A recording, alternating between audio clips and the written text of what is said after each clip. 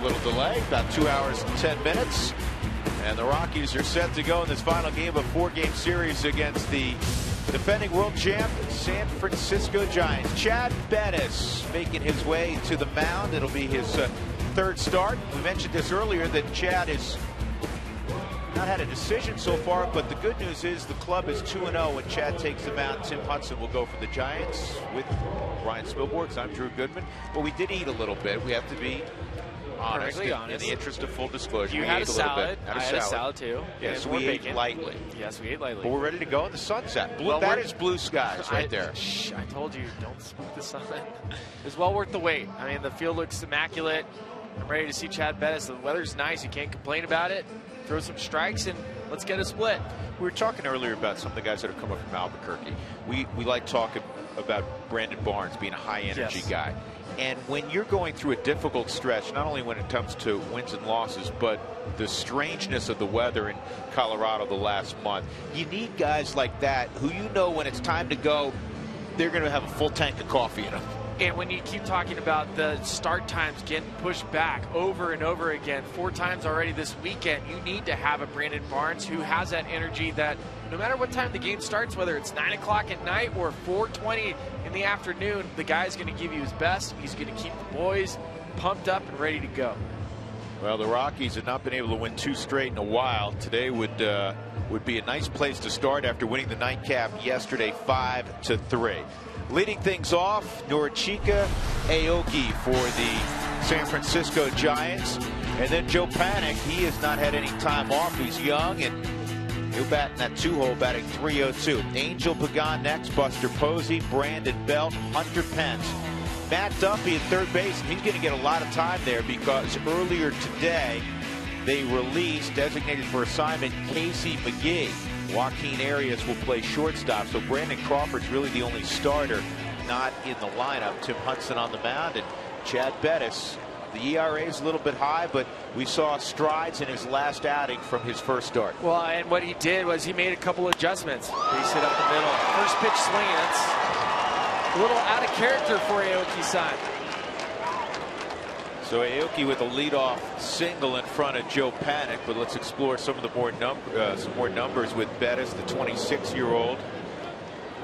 He seems to get better after the first inning or two. He seems to get a little stronger and refined. Well, and that's part of a young pitcher getting settled into the game. You kind of trying to get that feel for the baseball. His last start at Dodger Stadium when Chad had a really excellent, or against the Phillies had an excellent game, was going more to his curveball and changeup, whereas his first start against the Dodgers he was working primarily fastball slider.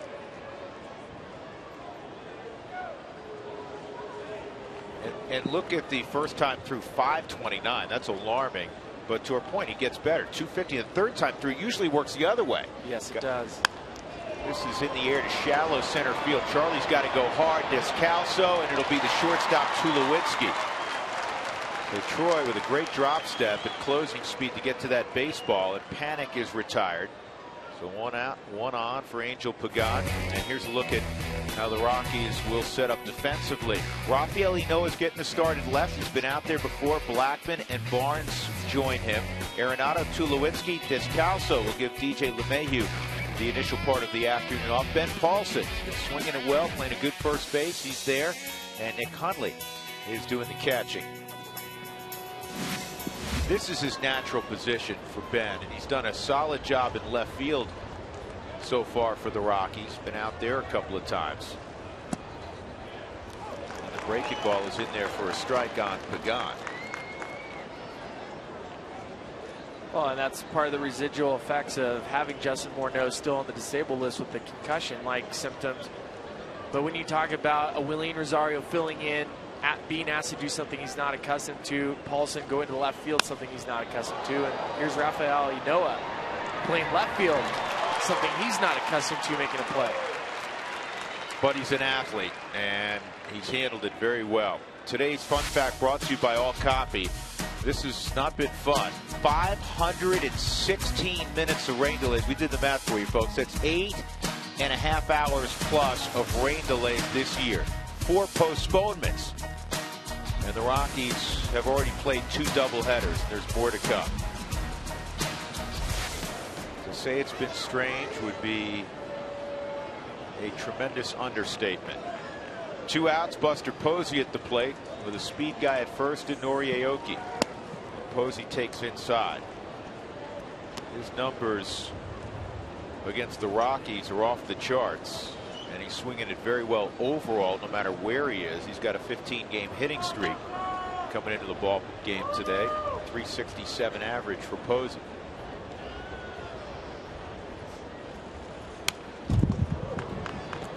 So I like what Bettis has shown at times in his first couple of starts. He's been working Spilly around 91. And what we mean, folks, is that his average fastball during the game, 91, 91 and a half. But he has the ability in certain situations to go get mid-90s or even above that. Yeah, he has the ability. The arm last year when we saw him out of the relief role could run it up to 96, 97 miles an hour. You want that ability to crank it up to another level. We've seen Eddie Butler do it in certain situations. I think of Zach Greinke, one of the better pitchers in baseball. If he gets a guy at 2 strikes, that 92 mile an hour fastball will bump up to 95. That's a big difference when you're a hitter and you're able to elevate a fastball and put more velocity on it. 2-1 on Posey, and that's hit right back to Chad. He takes his time. Well done. After the first pitch went flying past his head for a base hit. No problem for Bettis. He gets panicked. Pagod and Posey.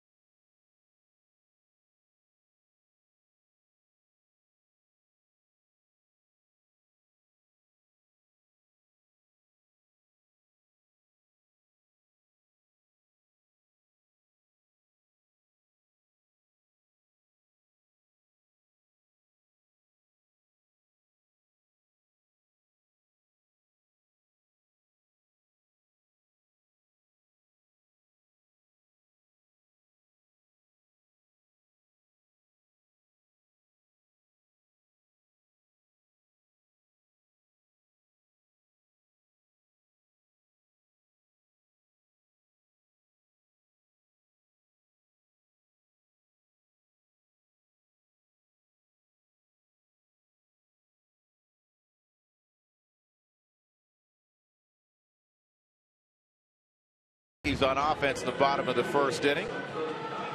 Oh, I know this person, Jenny Kavnar. She used to work with us, Philly, before she had to go to the boys' weekends. Yeah, myriad of weddings. Jenny is actually in the Queen City right now.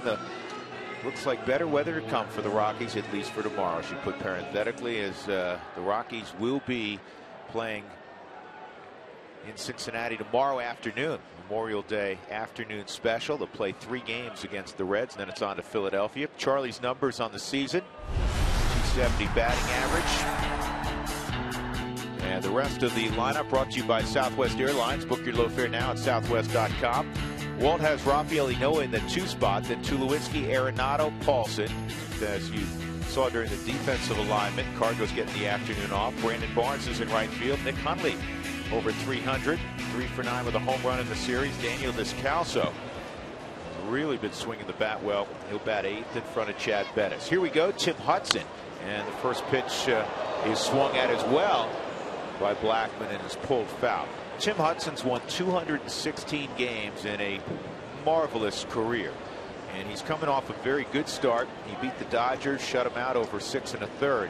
But at Coors Field, Spilly, he has not fared well typically. Not at all. And when you have an ERA over 6, you have to make some changes. His last start, as it happens, though, was his best start that he's ever had at Coors Field. And so I was curious, what did he do different? Well, he didn't throw his fastball as often. He started throwing his slider more. He was much more off-speed pitches at Coors Field his last start, that he was able to go 7 innings, pitch 3 runs. But you look at that ERA, 6.8. Expect to score some runs off him today. 0-2 in 9 starts at Coors Field. Pitches away 1-2 on Charlie. Tim Hudson's one of those guys, Billy, and you faced him. It's not an uncomfortable at bat, but typically you don't get any hits off him. You hit the top of the ball. He's got such late life with his fastball. He's got a great fork ball and just enough movement with the slider to make you miss this barrel. In the air to center field, Angel Pagan drifts over to right center to make the catch. The Giants have been solid defensively. Aoki's in left, Pagan in center, and Hunter Pence in right. Matt Duffy's got good hands at third. He's a natural middle infielder. Joaquin Arias could play any spot in the infield. He's given Brandon Crawford a day off. Joe Panik at second, Brandon Belt at first, and Buster Posey's behind the plate. Posey's so versatile. When he was at Florida State, he played every position. Strike one on Raffy. Yeah, close games for Florida State. Well, he's like our friend and colleague Corey Sullivan. Corey pitched at Wake Forest. I've said, don't get me started. You're not going to give him a compliment today after ripping him yesterday? No. Crickets. Nothing.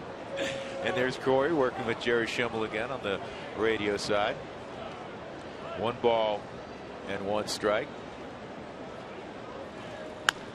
And this is looped to left, and Aoki's there. 2 outs. So the Rockies won the nightcap yesterday, and it was truly a nightcap. I think most people who worked the ball game or attended the ball game didn't put their head on a pillow until after 1 in the morning. Rockies prevailed 5-3. They had 9 hits. Offense starting to show some signs of life. 21 runs over their last 3 games. They've now won 5 of 8 encounters with the Giants in 2015. Breaking ball for a strike on Troy. Well, Tulo yesterday was 2 for 5 in game 1. Had a pinch at bat where he struck out looking, but I liked his at bats. I liked where he was hitting the ball. When he starts hitting the ball hard up the middle, Tulo's in a good spot. And again, the spinner in there for a strike. It's 0-2. And the way that they've been pitching Tulo, they've been attacking him. They're throwing first pitch strikes, but one at bat's a fastball, another pitch it's a changeup. Just kind of put him in a weird spot where you're having to guess what's being thrown and you have no idea what's coming.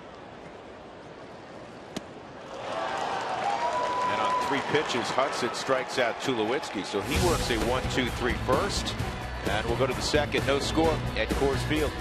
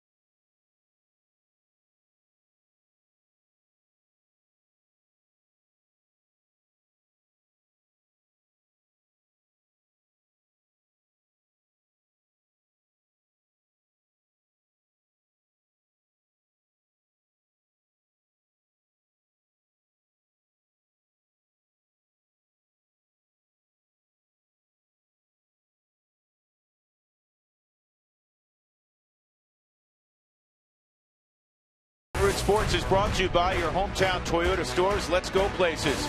By Clean, Crisp, Coors Light. And by Southwest Airlines. Book your low fare now at southwest.com. No score, inning number 2, top of. And for the Giants, Brandon Belt will lead things off.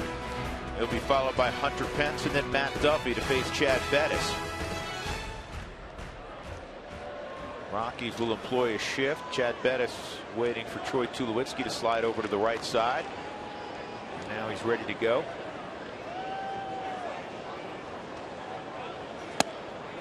First pitch is at 94 miles an hour, but out of the strike zone. Ball 1 on Bettis. Or excuse me, ball 1 on Belt. A couple of Texas guys facing each other. One at a Texas Tech, the other out of the University of Texas. Bettis a Red Raider and Belt Longhorn. Going at it. Those two pitches are pretty close. Those are good. That's a good sequence too. Fastball up and in, followed by a slider down and away. And it's 3-0.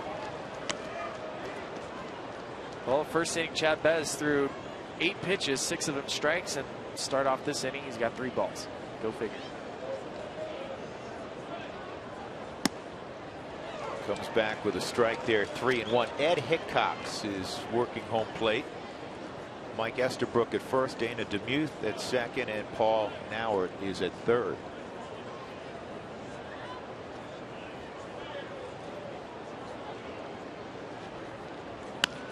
On the ground to second and recovering. Well, he's going to give way to Bettis. Initially, Paulson went after the baseball. Descalso fielded it. He was probably going to be able to get back, but good communication. Bettis called him off. Anytime the ball goes to the right side, the pitcher must break immediately. You have to. There's so many times if a pitcher doesn't get over to first and a play like this happens, if he's not there, that's a base hit. And it's just effort. It's just getting over there. Bettis does a good job getting over there. Paulson being able to communicate to Chad that I got this. Or that you got this. So Hunter Pence will come up. Hunter has now hit in 19 consecutive games against the Rockies. And he's going to ground out to Descalso. 2 outs, nobody on. Matt Duffy will be next. Rockies fans, you know the drill. You can join the conversation. Send us your thoughts or photos. Utilize Twitter, Instagram, or Facebook. And use the hashtag Toyota Talk.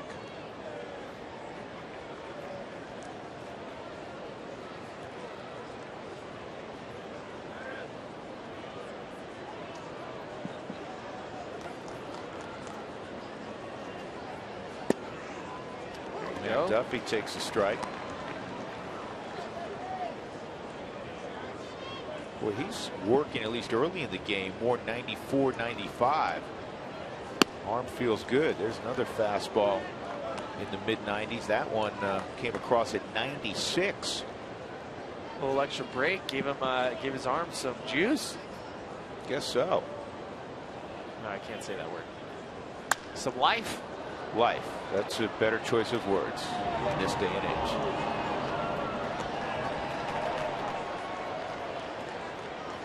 You have often described velocity, and once it gets above 93, you're gonna have to cheat. I mean, when you start getting above hitter speed, the hitter, and I talk about hitter's velocity, anything below 93 miles an hour is something you consider. You don't have to cheat for the baseball. You don't have to anticipate, almost guess. You start getting 95, 96, the margin for error on the pitcher is much greater. He can miss up in the zone because it's hard to square it up. Swung on and missed. Strong inning from Bettis. 2 ground balls to the right side and a strikeout of Matt Duffy. Middle of 2. No score at Coors Field after a 2-hour and 10-minute rain delay.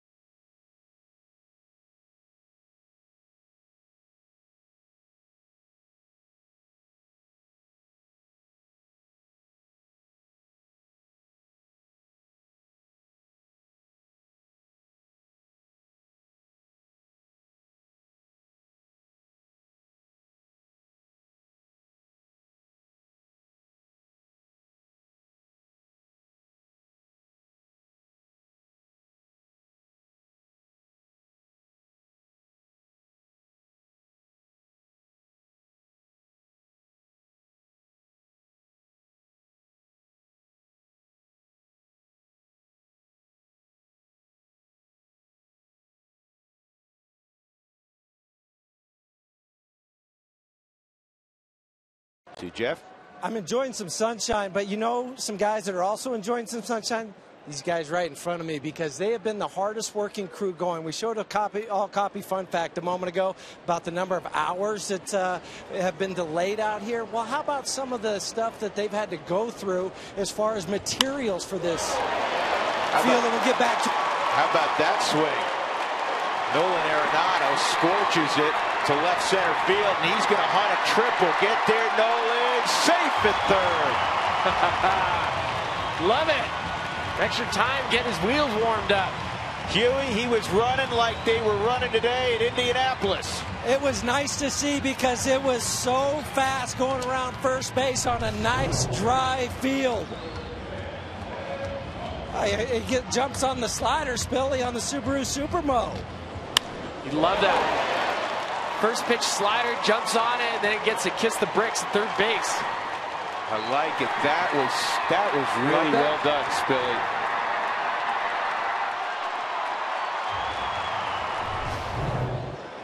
Ben Paulson at the plate.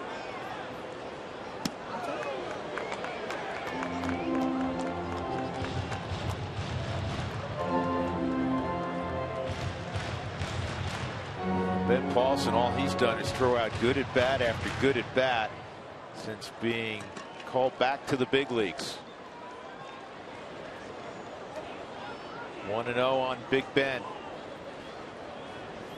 Inside. Huey, finish your story. Well, I'm just going to say what this ground crew has had to go through. They've used 11 tons of diamond dryer, about 450 bags, pulled the tarp 37 times. That includes twice today, and 10 inches of rain here at Coors Field. And that doesn't even account for all the calories that you guys have eaten up in the press dining room.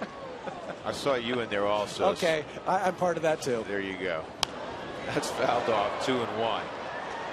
I had asked Mark Razum 2 weeks ago how many tons they'd use, and they used 6. Huey said, what, they're up to 11. 6 normally would take them through about half a season. Well, just so I can do the simple math. They've almost got through a season's worth of diamond dry. 37 times you pull out the tarp. The Dodgers have done it once in the last 15 years. The Giants only 32 rainouts in the history of games in San Francisco. 2-1, pulled to the right side. That'll get the job done, and the Rockies take a 1-0 lead. Ben Paulson with his 4th RBI since coming back from Albuquerque. Good situational hitting. Well, you just love team at bats. Nolan does a great job getting to third base, taking the extra time once he saw it rattling in the corner, gets to third, and then Paulson just putting the ball in play, using up the middle. If he hits the ball to short or second, it's an RBI without getting a hit. That is a huge quality at bat right there. And here's the double espresso, Brandon Barnes, and the breaking ball's in for a strike. Barnes played the nightcap, went 2 for 4, drove in a run, scored a run.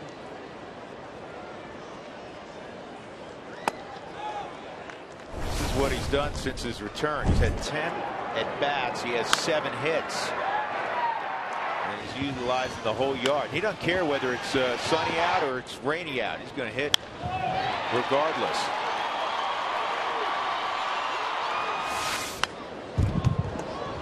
Well, and the guys that have come up from Albuquerque, we feel have been taking the best at bats of late. Willeen Rosario has been taking great at bats. Brandon Barnes has been taking great at bats. Ben Paulson, and you and I have talked before, there is a feeling when you get sent to AAA and then you get back to the big leagues that you don't want to go back. This is your chance. I'm taking it personal. I do not want to leave. I'm going to run as hard as I can to get a hit right here. Duffy makes the play on Barnes.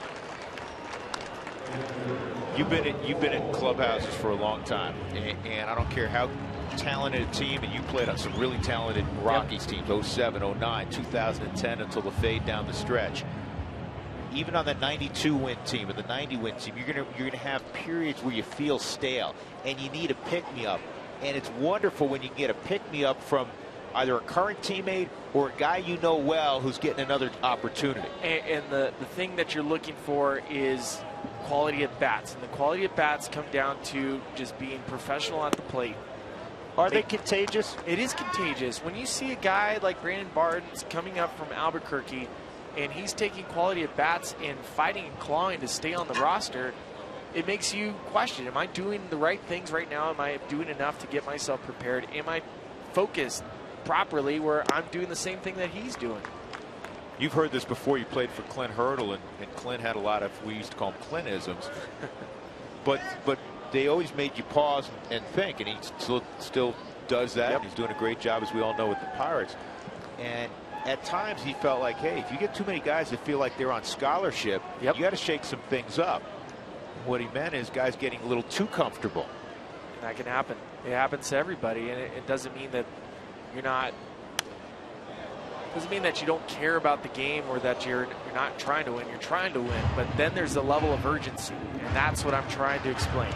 There's a level of urgency more so from a Brandon Barnes, more so from a Willeen Rosario and a Ben Paulson that has been grinding at this point in AAA. They don't want to go back. I'm here. I'm going to fight to stay here. 3-1 on Nick Hundley. You know, Willeen's got a lot of big league time, but for Willeen, position change, backup, uncertainty about his future all of a sudden. Yep.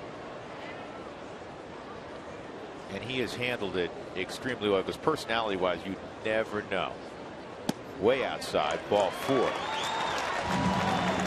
one of those guys who always has a big smile on his face, ready to go, ready to work hard. 2 out, walk to Hundley, and that'll bring up Daniel Descalso, who has been swinging the bat very well.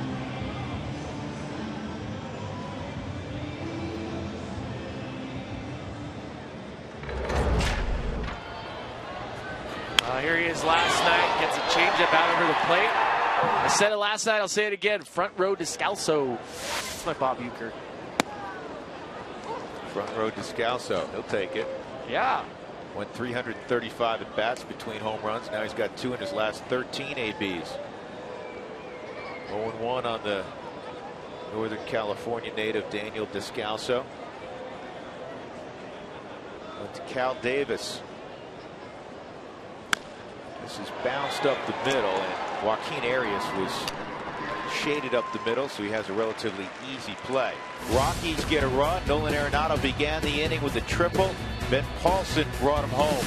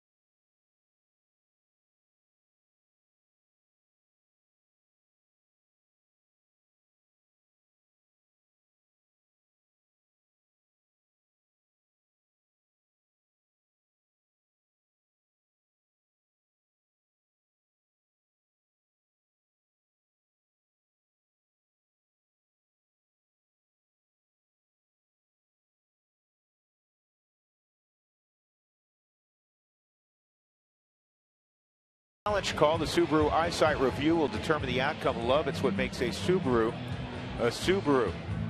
Rockies off to Cincinnati after the ball game, so they'll lose 2 hours as we travel to the east, and the Giants will be heading to Milwaukee to see Bob Uecker.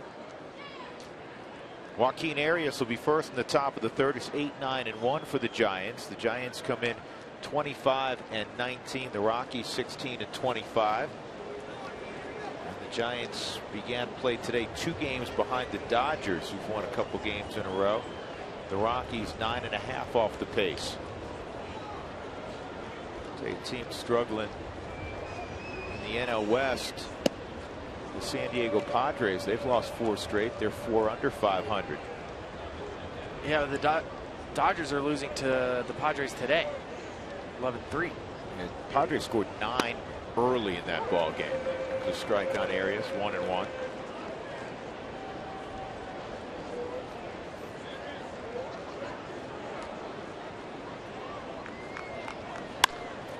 High fly ball to Barnes in right. Looking to come out to a game, there's always great Rocky tickets deals available. So make sure to bookmark Rockies.com/ticket specials and check back throughout the season.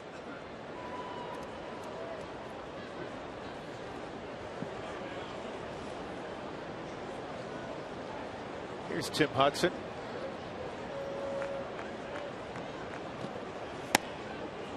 I was asked the other day, do you ever think a modern baseball player will be able to get to 300 wins?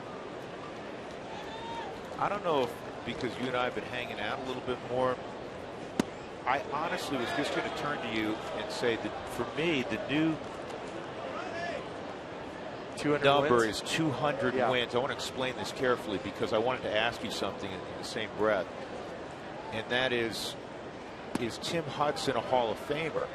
And I don't, I guess I'm going to answer part of it. I don't see him as a Hall of Famer, but 200 wins, man, it's tough to get there now.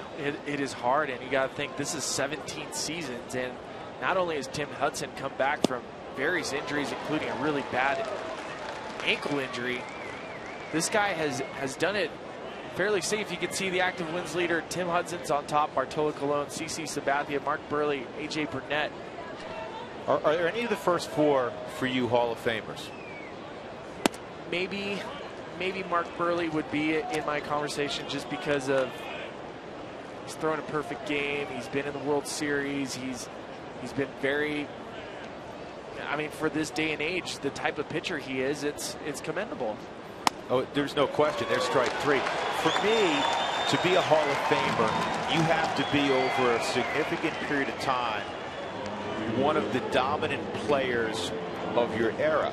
And Mark Burley has been one of the most resilient guys. He's been one of the most durable pitchers in an industry now where pitchers, it's hard to see him make 30 plus starts in a row 2 seasons. So he's all of that, but I don't know if I ever considered Burley one of those guys that brought fear like Kershaw has, you're right. like Greinke has, like Bumgarner does now. But even these guys, I mean, Clayton Kershaw's just had his 100th win last week against the Rockies, and he's still 200 wins away at 26 years old, and I can't fathom him being able to get up to that 300 win, and another 100 wins to get to 200 is quite a feat. Yeah, because the bullpen often's taking over Yes. the game in the 7th inning, and so there's far more no decisions than there ever was before. An example of Tim Hudson with the bad ERA here, 6.80. Yet in 9 starts, he's only had 2 decisions. He's 0-2. And that's what happens when you start taking the Aoki. ball. What a catch by Tulowitzki. He can still climb the ladder a little bit. The former hoop star. He'll be talking about how he got up later on tonight on the plane. If the Rockies win, he was 40 inches off the ground.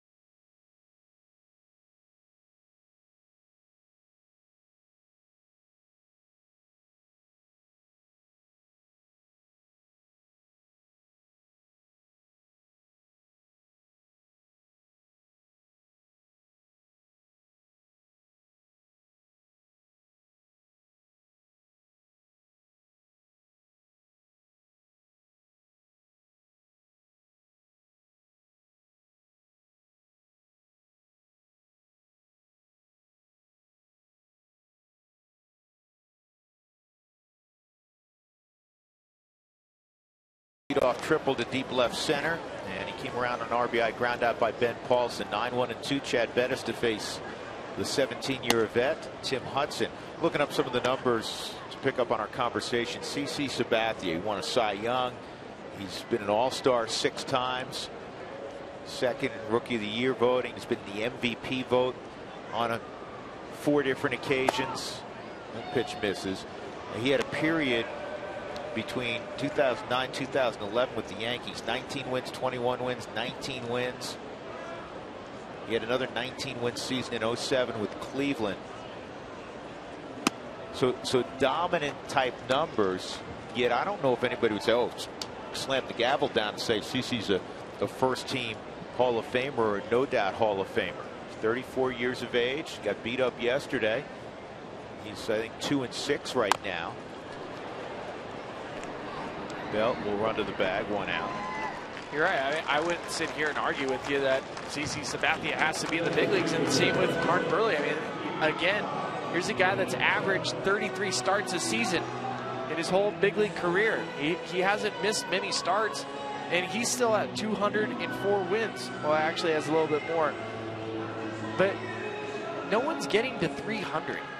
No one's getting near there, and I would look at the work that CC Sabathia has done, and it began in 2001, so it was still the tail end of the PED era. Yes.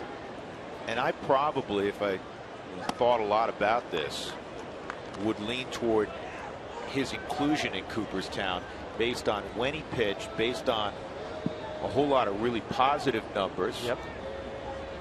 But I'm with you, Spilly. Guys aren't going to get to 300 wins. Made a wonderful point. Clayton Kershaw just won his 100th game. There's not been a more dominant pitcher in the sport the last 4 or 5 years. 4 straight ERA titles. Enough said, that's never been done before. Never been done. And you could almost make a case that he's a Hall of Famer right now, and he has 100 wins because he was a dominant pitcher, not for a year or two, but for about a half a dozen years already. I know he's only 27. But you're just going to look at it much differently. Yes, you have to. You have to look at the way the game's being played, the way it's gone specialized with the bullpens, the fear of Tommy Johns, and the pitch counts. There's just so much that has changed in the game of baseball. Just the average revenue of the industry of baseball has changed to being it's a billion-dollar industry, multi-billion-dollar industry. So the game has changed in so many different ways. What's this discussion about?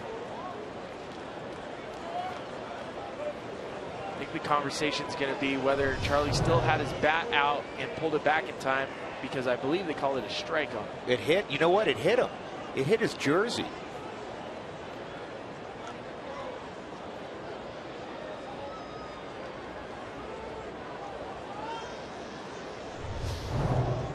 That hit his jersey.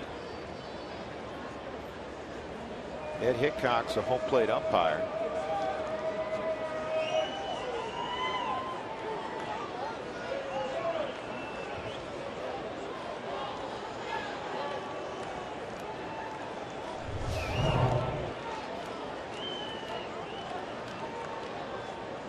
Yeah. Grazed his jersey. Now that's off if he said he offered at it. If he didn't offer at it, then it is reviewable. Now Walt is coming out again for consultation with Ed Hickox.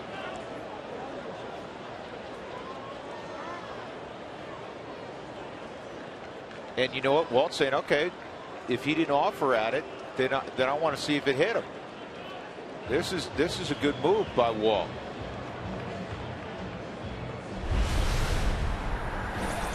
Time for a Subaru review. Whether you're on the road or at the game, everybody could use a second set of eyes.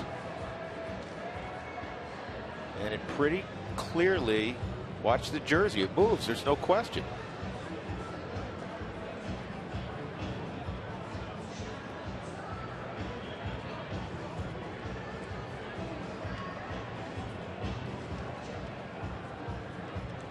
Yep. That's the old Ron Hunt special for those old enough to remember Ron Hunt, who one time got hit 50 times in a season. Don Baylor used to get hit a ton, but Ron Hunt, who played for the Cubs for a long time, he probably needed to wear, back in the days when it was small, medium, large, probably needed to wear a medium jersey. He wore like a XXX, exaggerating a little bit, but he wore a baggy jersey because he crowded the plate. Yep. So it would hit the jersey sometimes, wouldn't inflict any damage to the body. 50 times in a season he was hit. That's one way to get on base. He must not have been the best hitter in the world. Yep, there First you go. base. He got hit. So Charlie goes to first with 1 out, and that'll bring up Enoa.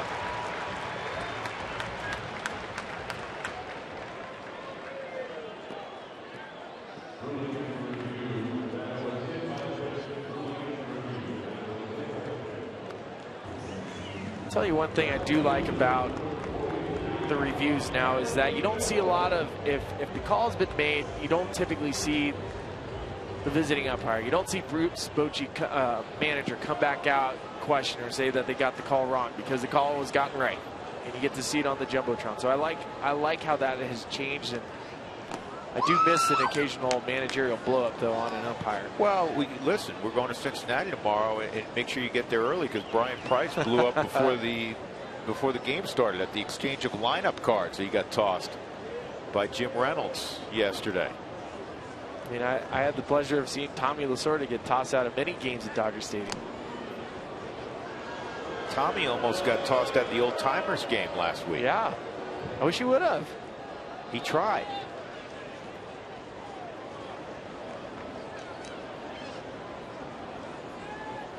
Oh man, Cleveland beat the Reds again. That's 8 straight losses for Cincinnati. Runner going, and Enoa, it's a high fly ball down the right field line. Long run for Pence, and he comes under control and makes the catch. That's not an easy play. The eyes start jiggling a little bit, don't they, Spilly? One of the hardest plays for an outfielder to make is running towards the wall. And when you're running towards it, especially if the ball is hit high in the air, you start thinking, am I getting closer to the wall? So you can see you have enough time to kind of feel for it. Catches it off to the side. The sun's not quite in his eyes, but that is just one of those balls that you dread. You don't want to be going towards the wall when it's that high up because you have to take your eye off the ball and you lose where you're at. 2-0. Got 3 breaking balls and struck out, and he gets another breaking ball to start here his second at bat. It's 0-1 on Troy. The adjustment Tim Hudson has made in his last 2 starts facing the Rockies at Coors Field, he is going away from his fastball. It is not the pitch he's been primarily going. He's going more off speed, and then he's going to mix in the fastball. You almost like to sit off speed, but it's almost hard to come off of this fastball. You know you're going to get one. This is a high fly ball to fairly deep right field, but Tulo just got underneath it, and Pence will make the catch to end the inning. So Blackman is left on base. We are through 3 innings. The Rockies have a 1-0 lead on the Giants.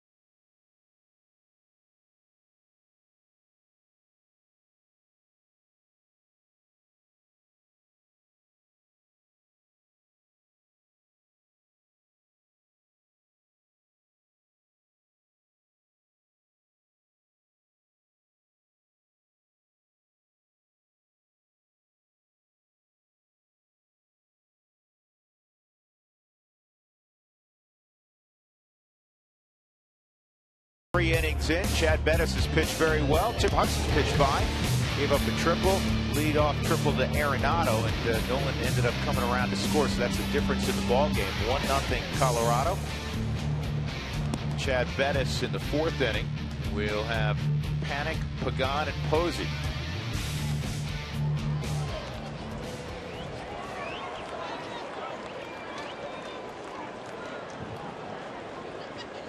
Could have put the 4 Ps together, but the snuck Brandon Belt in there in the 5 spot. What holds up Hunter Pants? Been waiting all series to run that, haven't you? Brandon Belt. Brandon Belt. Very nice, Billy. Oh. The author of future children's books. Yep. Inside, 1-1 on Panik, who hit a flare to shallow center, and Tulowitzki ran it down.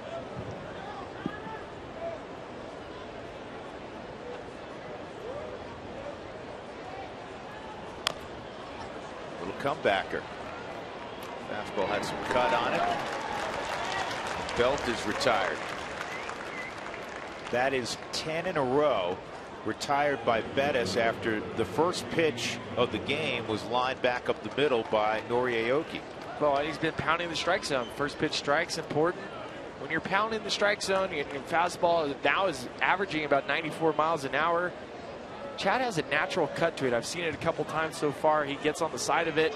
He threw a 3-0 pitch that cut on Hundley. So his ball is moving quite a bit today. Angel Pagan.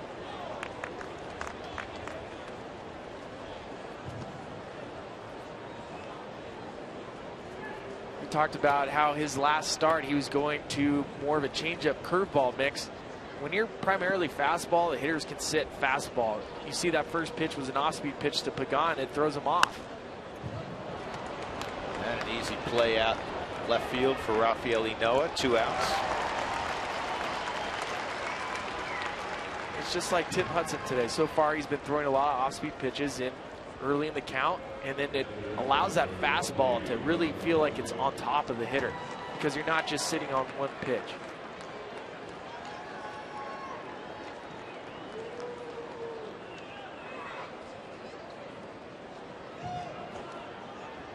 Posey hit a little comebacker his first time. 2 outs, nobody on.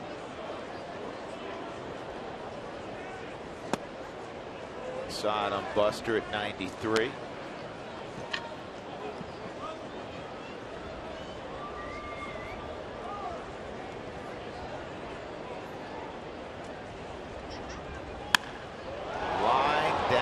Left field line foul.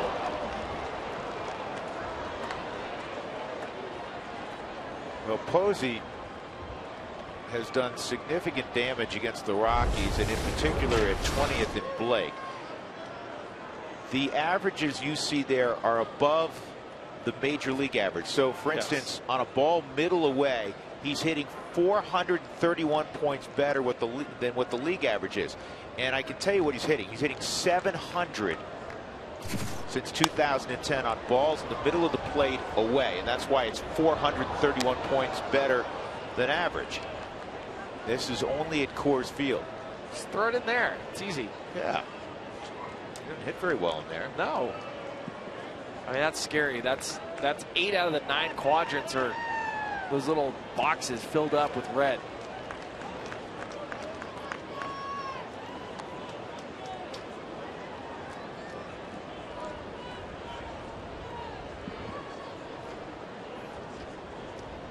And there was the ball yesterday. He was 3 feet off the plate. He was able to put the barrel on it and get a base hit. So not even in those 9 little boxes. There's red outside of the boxes. Yeah, where do we count those? I don't know. Out of play? Outside the quadrant, he's hitting 467 points higher than the league average. 3-2. And Bettis misses. So the first walk of the game for Chad, and that'll bring up Brandon Belt.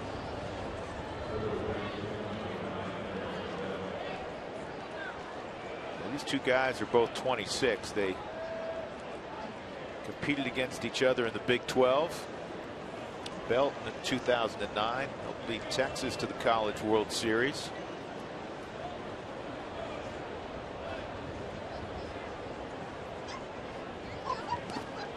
Good block.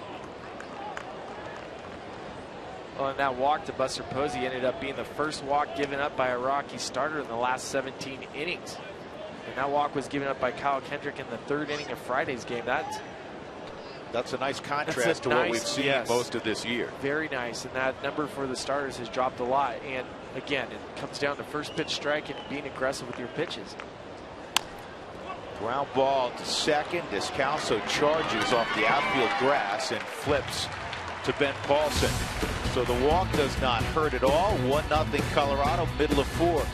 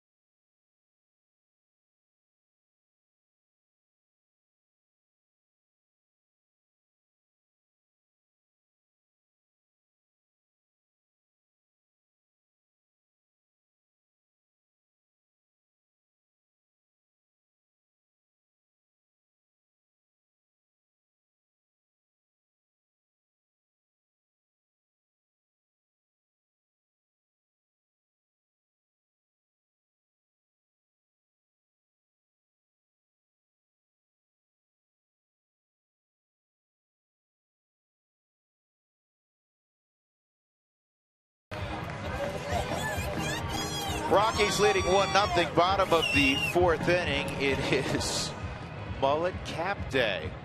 Mark did a great piece on that during the pregame show. And Dante approves.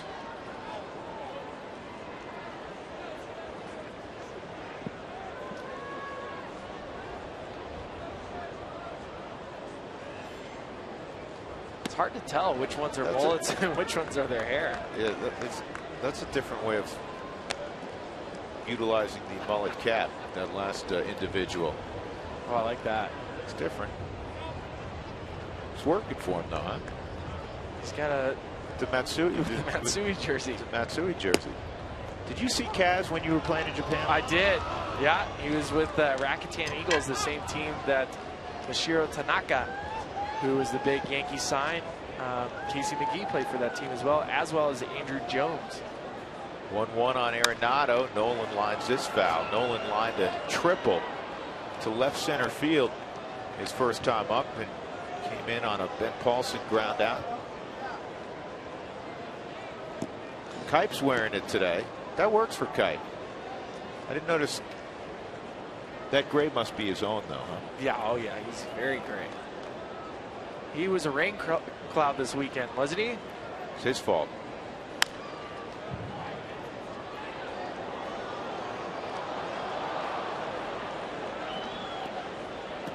Dwayne worked the first season of Rockies baseball in television booth with the late Charlie Jones.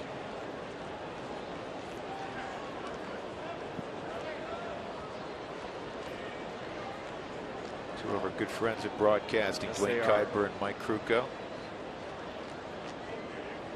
Outside, 2-2 on Nolan. That was Nolan's first triple of the year, by the way. 11 doubles, 7 home runs.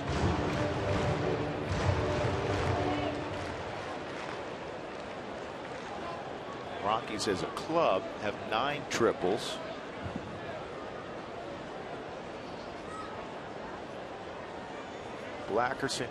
Blackman, Dickerson, and LeMahieu all have 2.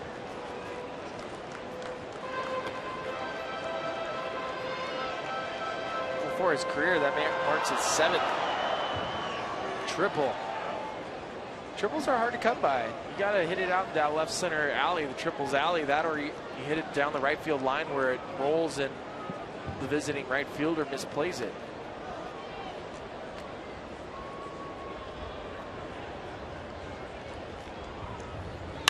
And another base hit for Nolan. Stayed on that off-speed pitch and drove it the other way. May have been a 2-seamer actually, but he stayed with it and drove it to right field. A leadoff single for Nolan in the 4th. Well, I think it all stems from last night. Had a great tough at bat against Sergio Romo to finish the nightcap, and it's carried over to today. First at bat with the triple. This ball is off the plate. Nolan's at his best because he is not a guy that walks a lot, not a guy that strikes out a lot, but when he uses all fields, puts the ball in play, makes him dangerous. Now is when you usually get that steady diet of sinkers. This ball slashed down the left field line by Paulson, and it's going to drift foul.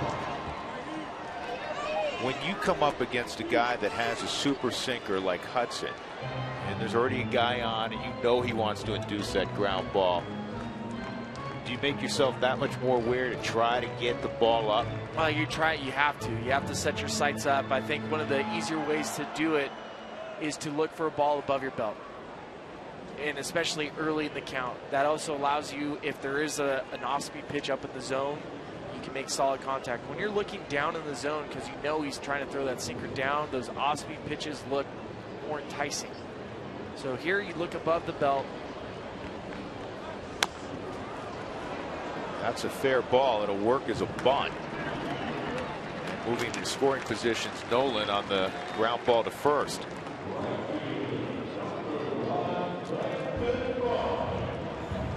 Brandon Barnes coming up. When in Rome. When in Rome, you need to wear your mullet hat. I mean, all the fans have it. Might as well have one too. You need one. Okay. Yeah, well, I never had a mullet. Like Mark Stout was thrown out when he had a mullet. Yeah. You had a mullet. Tulo's had a mullet. I never had a mullet. Glad I never had a mullet. I think when it was in. I don't know. I never ever contemplated having a mullet. See, Mark was a rock and roller. Yes. He's a music guy. Yeah, he's a I rock like jock. music, but I wasn't a rock and roller. He was a rock jock. He was a DJ. So you had to have the mullet. I don't think he had to, but Mark really liked it.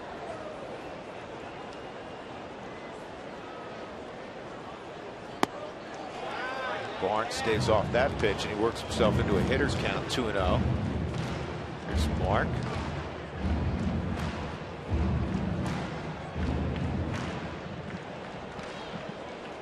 Justin, one of our producers, who's letting Mark know he's on television. Let's see how he handles it. Gave the 2 thumbs up. He gave the Fonzie. Yep. Hey. Oh.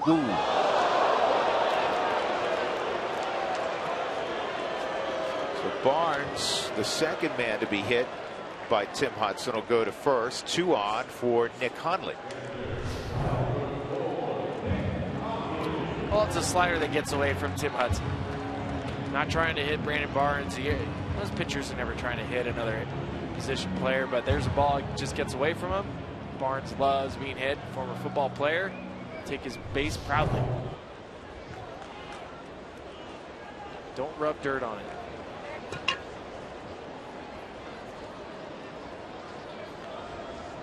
Hundley walked in the second inning.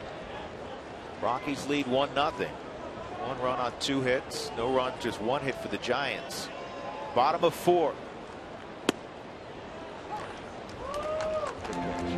Sinker on the outside corner for a strike.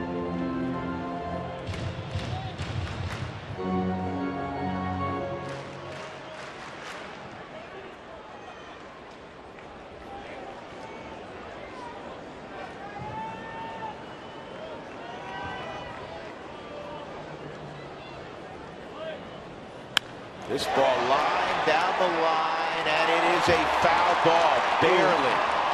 That one actually surprised Nick, because he stayed in the box, and then he said, wait a second, that may stay fair, and he started to run late. This one was really close. There are times that you hit the baseball and you know, because you hooked it, that it will just be foul. And then there's times that you pull your hands inside and you can hit it down the left field line and it won't move at all. This is a ball that was somewhere in between, and that missed it just by a mullet. That was just foul. I feel like it's like the red clay of Roland Garros this week, where you see the ball just beyond the baseline. 0-2.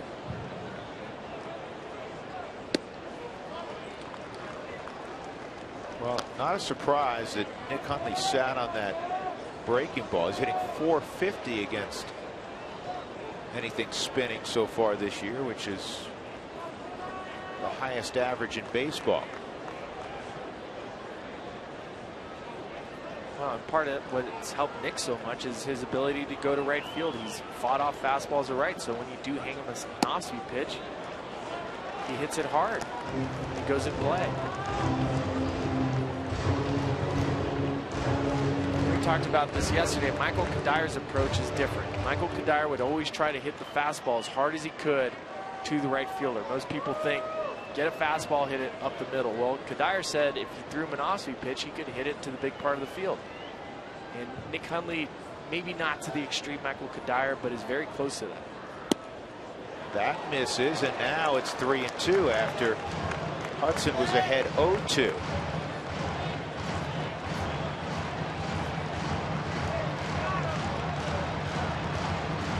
Got a guy who's more of a contact pitcher. I know Arenado's not a blazer at first. Do you risk putting him in motion? This is a managerial move. I don't like putting guys in motion just because I want to not get a guy thrown at third, and Descalso's been swinging well. They're going to check. That's the old spaghetti move, like my high school coach would call it. I don't know why. The inside movie called a spaghetti move, huh? Yeah.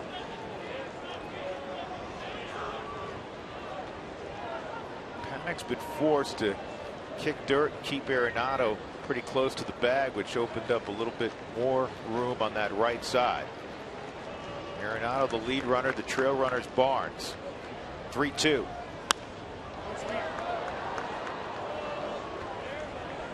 Think about where the Rockies have done considerable damage with their offense, which has been spotty oftentimes. It's happened down here in the lower third of the lineup. It's why LeMahieu's tied for the team lead in RBIs. Nick Hundley's driven in 13. Descalso off the bench with 11, primarily when he's in the lineup hitting down toward the bottom. Well, the guys at the bottom of the lineup, the guys like Nick Hundley and the guys like DJ LeMahieu so far this year, they've been the ones that have consistently taken quality at bats. They have consistently gone up in tough situations, put the ball in play. And another foul ball. So I remember the reason why it was called a spaghetti move. And again, Tommy Lasorda is coming into play. So my head coach's sign from the bench to us on the mound was he'd rub his belly and say, think of Tommy Lasorda rubbing his belly for spaghetti, and that's the spaghetti move. So that's when you were on defense, that's when he wanted that. Yeah, you wanted the spaghetti move. So he rubbed his belly like he was Tommy Lasorda, and he knew it was a back pit by the picture to the infield. Nick drives it to right, base hit, that'll score Arenado. Barnes on his way to third, and he'll hold there. Nick Hundley, what a great at bat, 2-0 Colorado. Just talked about how important it is to take a professional at bat. Talked about how important it is to take a fastball and be able to drive it to right field because it keeps you on the off-speed pitches. Earlier in the at bat, Nick drilled a pitch down the left field line. Here's a sinker above the belt, runs back inside. Nick staying on the baseball, fighting it opposite field. That scores Nolan very easily. And then Brandon Barnes, always moving, goes first to third.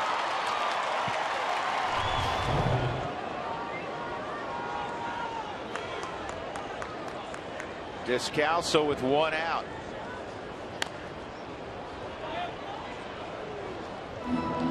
Situational at bat here. Daniel trying to get something to the outfield and allow Barnes to tag and score.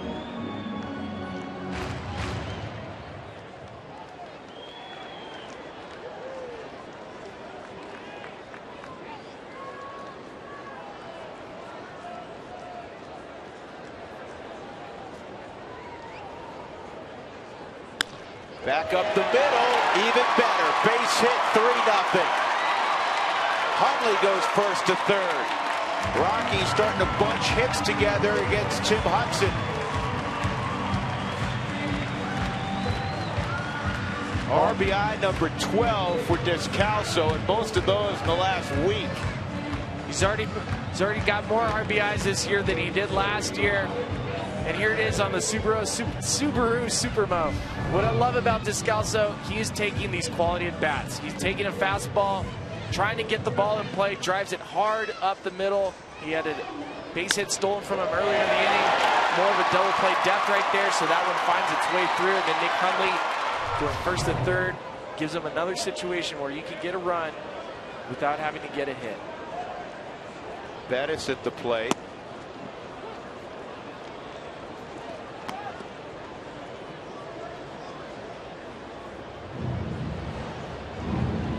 Interesting read if Bettis gets the bunt down, if they keep it in play for Nick Hundley at third.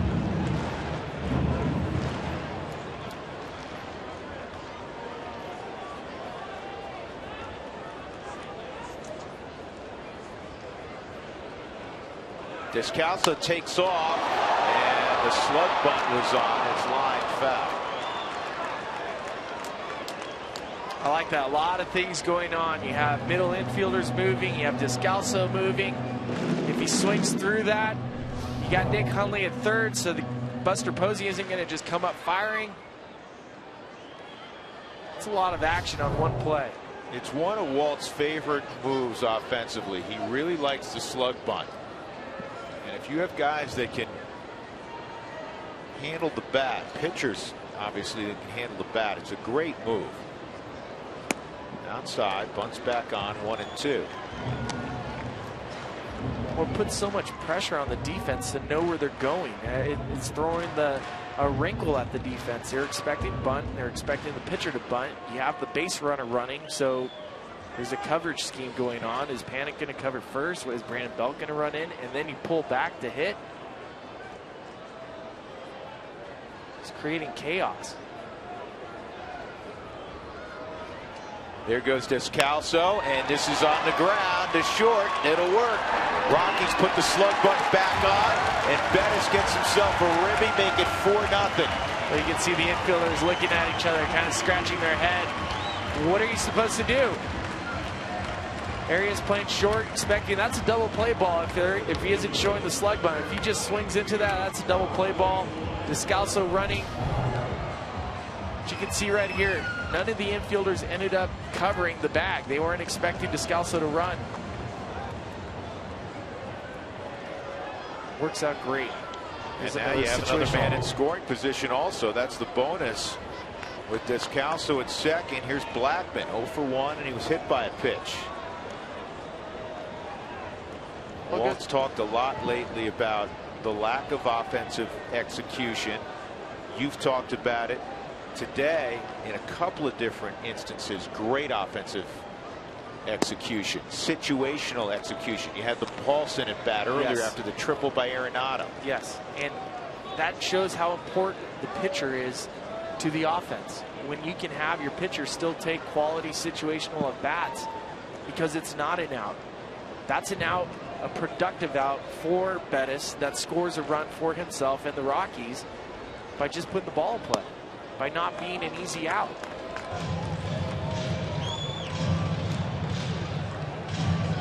One and one on Chuck Nasty. 6 home runs, 17 driven in for Blackman.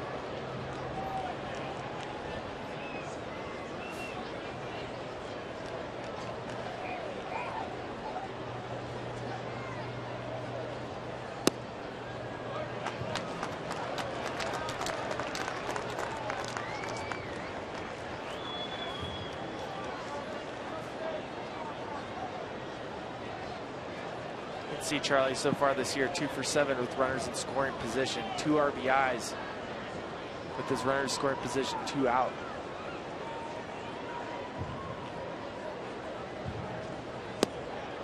And it's 3-1.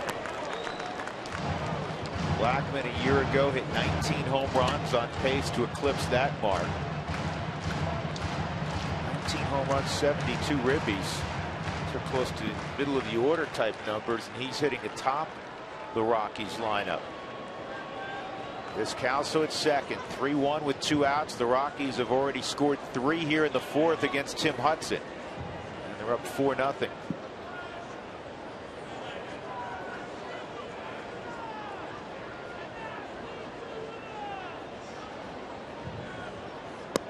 Ball 4. Gonna bring up Rafael Noah.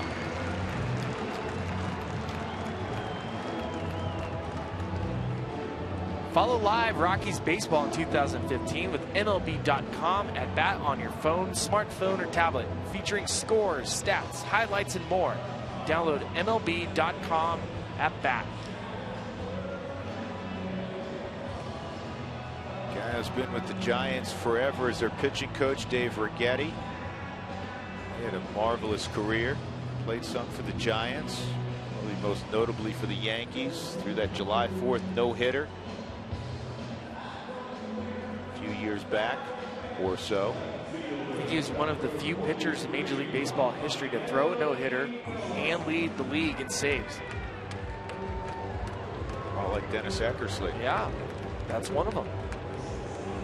Who still has a mullet. He does. Clean it up, Beck. I'm like, yeah, come on, dude. Time has passed. Let's move on. Let's go. It's like the guys that have the mustaches and they refuse to shave them. They're famous for a mustache. Well, it's time has passed. Good hitter in Rafael Noah. Rafi brought a 300 average in part-time duty into the ballpark this afternoon. Fly ball to left and a fly ball to right.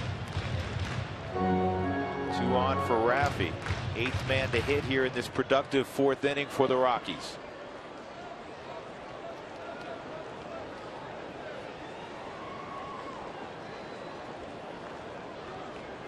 Good speed on too, and Descalso and Blackman. Boy, I really like the at-bats. We talk a lot about good takes. Yes. And you have a guy that's won 216 games, inducing a lot of swings on balls that are down, causing easy ground outs, rollover type of at-bats, and the Rockies are not giving in. 33 pitches this inning. This makes 34 right there. Now he's at 70 pitches.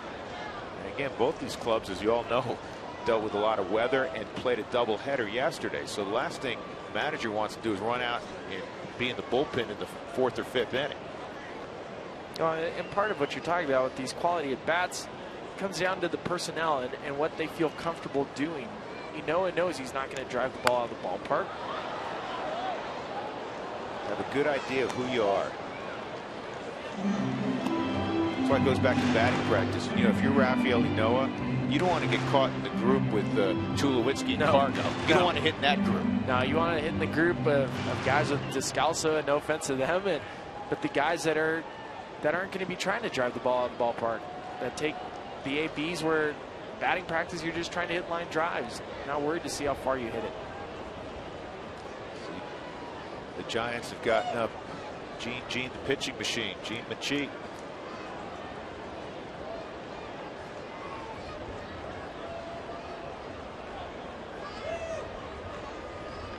Two outside, 3-2. Tulowitzki on deck. So now the Rockies will have the benefit of being able to put Descalso and Blackman in motion.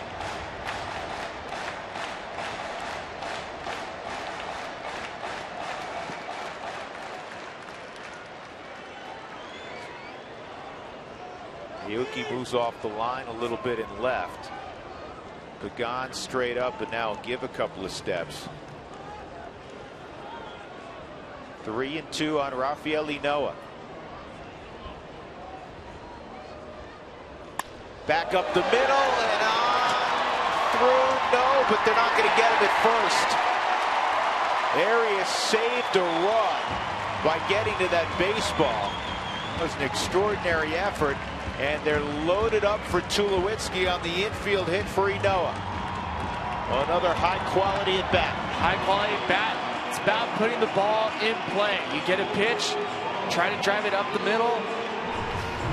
I think Inoa got a little unlucky right there. Either that hit the back of Tim Hudson's heel or it just hit the mound just right that it slowed it up enough for Arias to make a great play right here. Being able to save a run, but it also sets up a perfect matchup for Tulo. Bases loaded. He's faced Hudson already twice. Rockies have hit around here in the fourth inning with Tulowitzki up there with the bases juiced. 4-0 Colorado.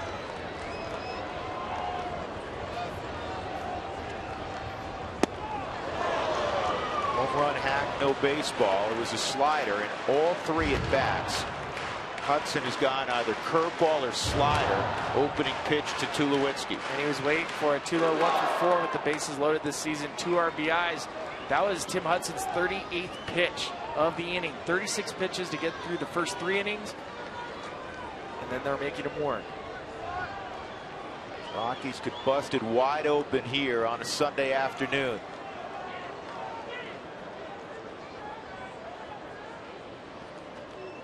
Tulo drives it right center field. That'll get down. 2 runs will score. Inoa will go first to third. Tulo comes through. Make it 6-love Colorado. Oh, it got contagious for the boys today. They saw the quality of bats. Tulo starting to warm up. Starting to hit the ball hard up the middle, opposite field. He didn't barrel this ball up, but what I like is he kept his hands through the zone. Stayed quiet. That ball just runs back out towards the heart of the plate. You can see it's a sinker. He tried to keep it down. But Tulo driving the ball hard up the middle, not trying to hit a grand slam. And it is on that pitch that they just knocked Tim Hudson out of the game. Bruce Bochy's taking the baseball. High fives all around. This is the best inning the Rockies have put together in back-to-back quality ABs in quite some time. 6-0 Colorado.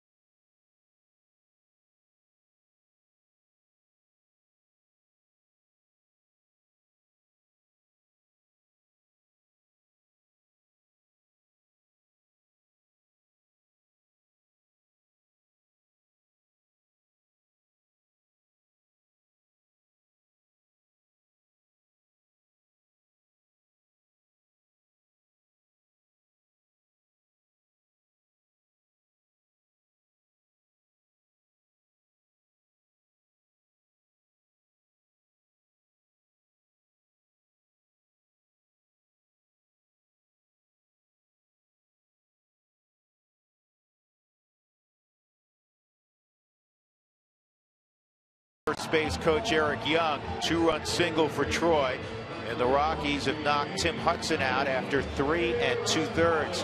Well, the Rockies are only a run away. Who wants tacos? When the Rockies score 7 or more, go to participating Colorado Taco Bell locations the next day. Do it between 4 and 6 and get your Rockies taco special Lip Mas at Taco Bell. So as we resume, Nolan Arenado will stride to the plate. Nolan's 2 for 2, triple and a single. He scored a couple runs. He began this rally about 20 minutes ago with a base hit to right First and third. And Gene Michie making his 22nd appearance. Righties have hit him surprisingly far better than lefties. This is a guy that, one of Bruce Bochy's, another guy that you've never heard of, that just comes out and he gives quality appearances. Great changeup. High fly ball, deep left field, get some legs, take a good look. You won't see it for long. Have an afternoon, Nolan Arenado. And the Rockies lead it 9-0.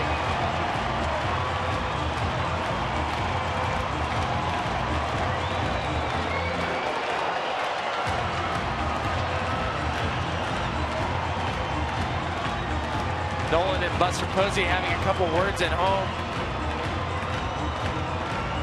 But it must feel good for Nolan right now. Goes back again to last night. The bat against Sergio Romo got him going. And Nolan's hot about something. That was weird. Well, I don't know if Buster Posey told him to run, if he stood there too long, but that was a ball that Nolan was curious. Is that going to go foul? You can see Buster probably told him, let's go. Nolan wasn't trying to show anyone up right there. You don't have to yell at him. No, you know what? Forget our bias, but he was seeing if the thing was going to stay fair. And once he realized that, he tossed his bat and he started moving. There was no showing anybody up. Nope. What a beautiful swing. And Nolan, who'd been scuffling like every player goes through, 3 for 3, and now he's a double shy of the cycle. Yeah, he got the hard one out of the way with the triple earlier in the first at bat. But here's Nolan Arenado, gets a pitch. He is so good, so quick on the inside part of the ball. And again, he was not standing there to admire it like pimping a home run. Here's Posey telling him, and Nolan saying, I wasn't doing that. He said, I didn't pimp it. This is on one hop to second. Panic's going to throw out Ben Paulson. And that ends the inning, but the Rockies score 8 times. Fans and the Rockies clubhouse have been waiting for an inning like that for quite some time. Beautiful to watch. 9-0 Colorado.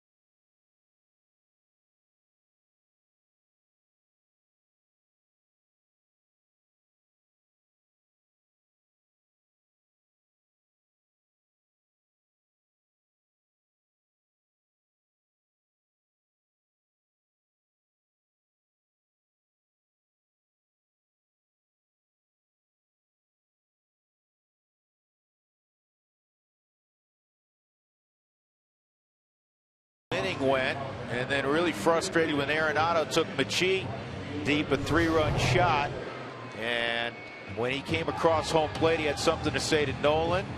Nolan had something to say back. Good for Nolan, because you know what? He didn't pimp this at all. He was just seeing if it was going to stay fair. That's what he's saying. He said, don't yell at me. I didn't pimp it. Nolan respects this game of baseball far too much. He loves it. He loves this game, and he wants to respect it. The guys that have come before him.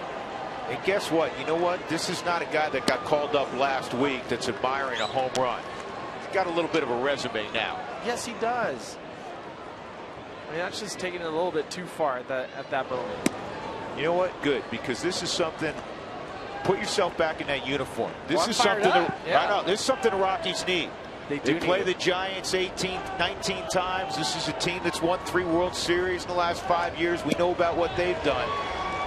And the Rockies need a little fire. And if that's what it's going to take, that's what it takes. And I love seeing Nolan getting emotional and sticking up for himself. That was a huge inning for the Rockies. And then Bettis comes right out, fills up the strike zone, and strikes out Hunter Pence.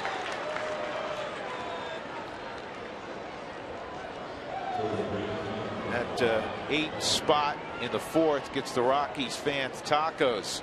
Don't forget to go by your participating Taco Bell location tomorrow between 4 and 6 to get your Rockies taco special. Liv Moss at Taco Bell. 1 out. Matt Duffy, who struck outs at the plate. Fill up that zone if you're Chad Bettis. Basically keep doing what you've been doing, because Chad Bettis probably gotten lost a little bit in the uprising offensively, but he has pitched a marvelous game.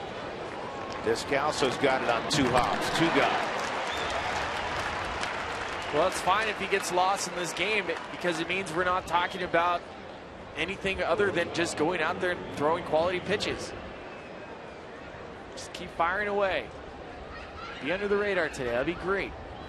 Before you know it, the game's over and the Rockies have won.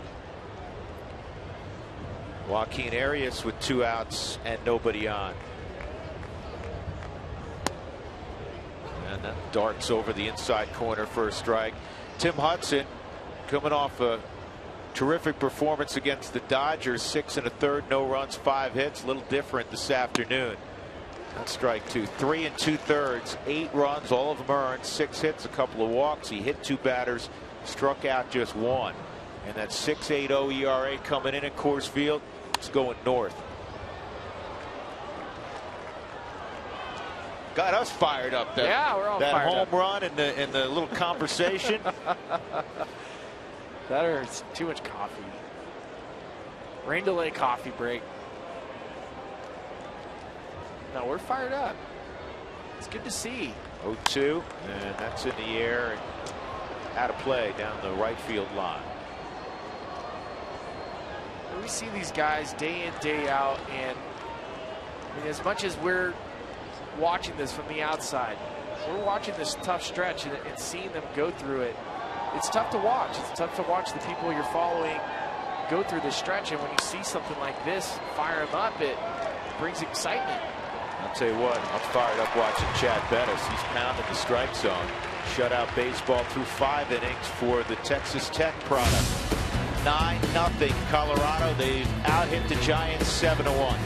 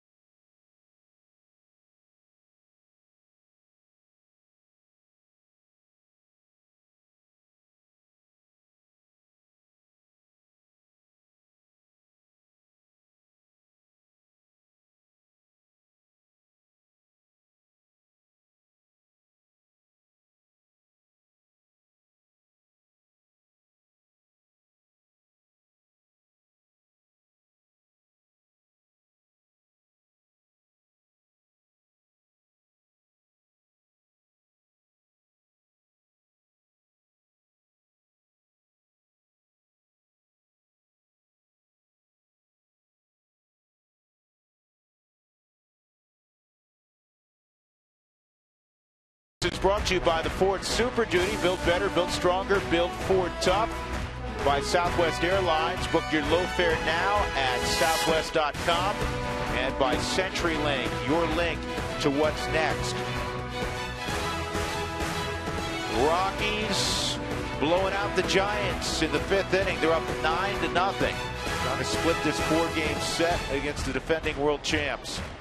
Brandon Barnes in the 5th will lead it off. Gene Michie in relief of Tim Hudson. And this ball is roped to left. And a sliding catch made by Nori Aoki to rob Brandon Barnes. Catch by Aoki.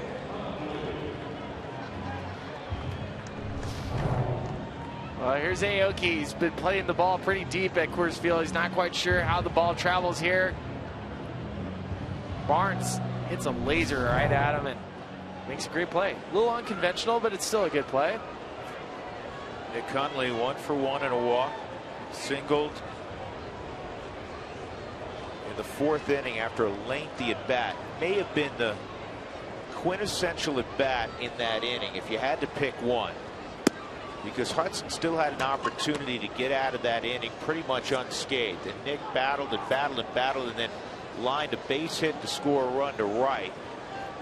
And then Descalso followed with a hit. Chad Bettis had the great slug bunt. Yep. Charlie Blackmon a walk. Noah an infield hit. Tulo the 2-run single. And then of course the coup de grace, the 3-run home run from Nolan. Rocky scored 8 times in that inning. Their high water mark this year in a game is 10 runs opening day in Milwaukee. And the Rockies almost matched that in a single frame. He kicks it in the air to center field pretty deep. Pagan going back almost to the 415 mark. That ball really traveled. Nick a long out. 2 outs. Descalso coming up.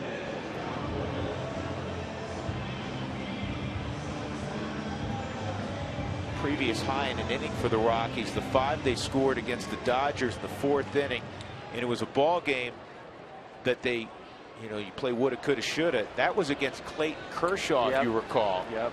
And unfortunately, the Rockies have had a 5-2 lead against Kershaw, did not hold it.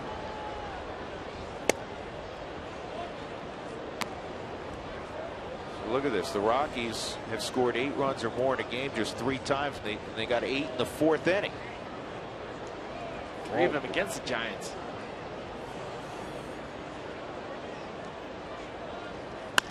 Descalso is going to ground out to second. So 5 innings complete at Coors Field. 9-0 Colorado.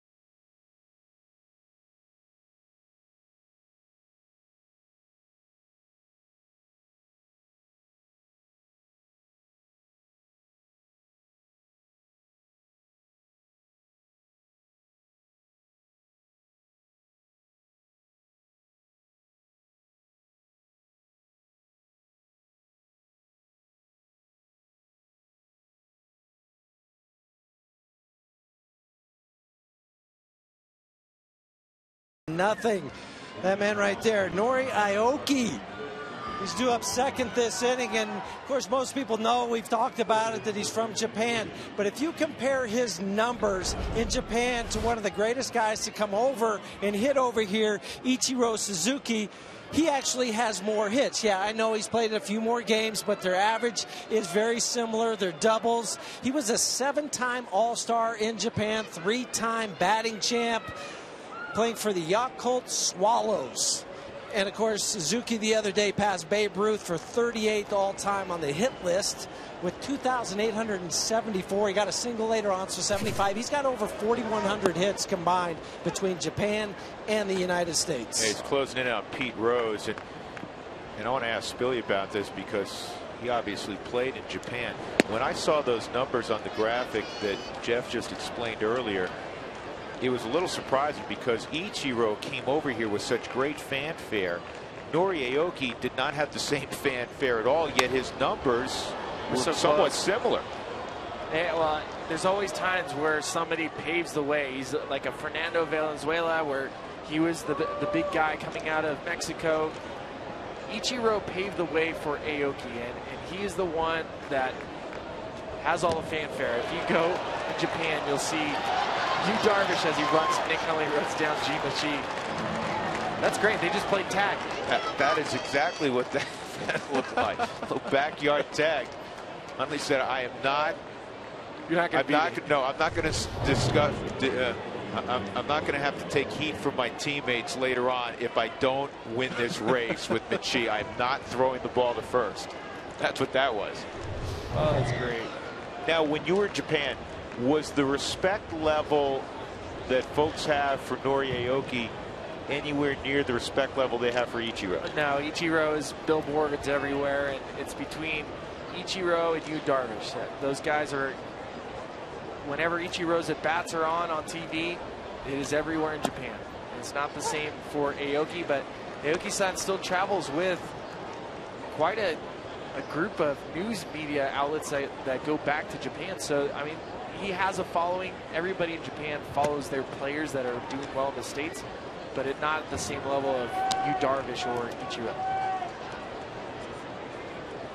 Ball and a strike on Norichiko Aoki. Outside, 2-1. So how much Japanese did you pick up when you were over there? I can basically put a san on the back of everyone's name and height. Height means yes. That's it. Some of the Japanese media that follow the Giants around. 3-1 on Aoki-san. How'd I do? That was good. Yeah, that's enough Japanese for today. Tomorrow we're working something else.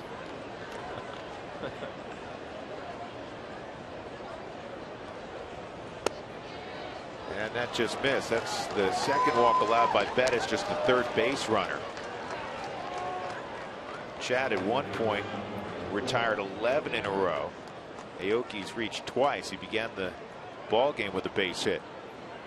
He has the only Giant hit. Well, this is the part of the game where you have a 9-run lead and you don't want to have these letdowns. You don't want to allow the Giants to claw back into this. This is an inning that you want to make sure you get the offense back in. And if you're on offense, if you're on the Rockies offense, you got to keep scoring runs. You want to keep putting the pedal to the metal and finish the Giants. Don't give these guys a chance. With how good of baseball they've been playing and how good we've seen them with 2 outs and 2 strikes, don't give them a chance. 0-1 on Joe Panic, 1 out. Aoki at first.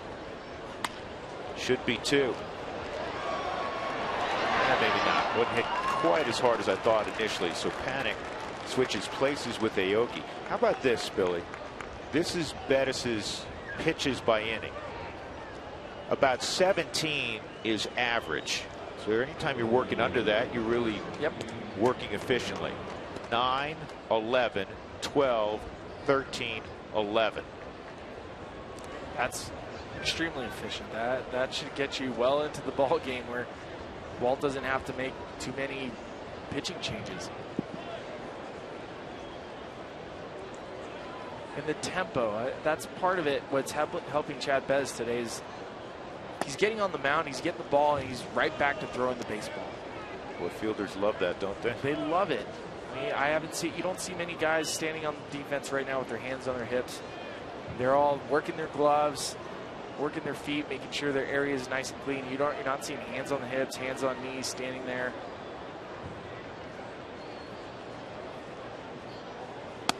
Pagan takes a strike.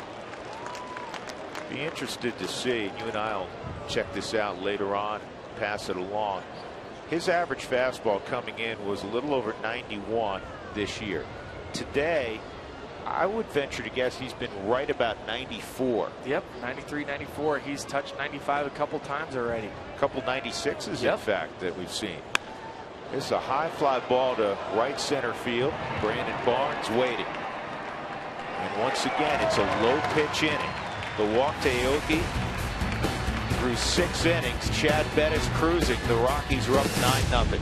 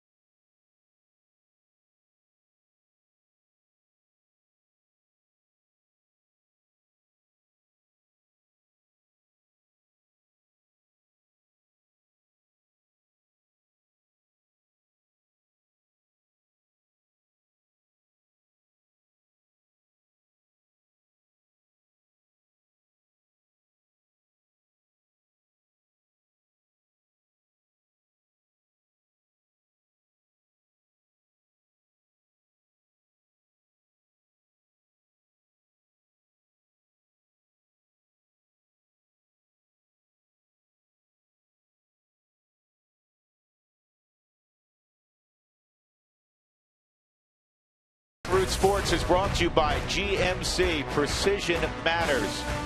By the Tavern Downtown. Visit Tavern Downtown after Rockies home games and get 2-for-1 draft beers with your same-day ticket. By Xfinity, your home for the most live sports. And by Buick. 5 expectation-shattering models. Experience the new Buick during the Buick Spring Sales event. With Ryan Spilborghs and Jeff Houston, I'm Drew Goodman. The Rockies up 9-0 on the Giants. And Chad Bettis, who will lead off here in the bottom of the 6th, has held the Giants to 1 hit, and that was the first guy he faced. And on the first pitch of the game, Nori Aoki lined a single up the middle. Nothing since. Gene Michie continues on. He's working mop-up duty. That's why he was allowed to hit last inning. By Bruce Bochy. Bettis with an RBI in his last at bat was his first career RBI. He grounds out to first. Walt White said something at the outset of this series that we all made note of. We all know how the Rockies have been scuffling, and he said the Giants bring out the best in us. Yep. Rockies were 10-9 against the world champs last year, 9-10 the previous season.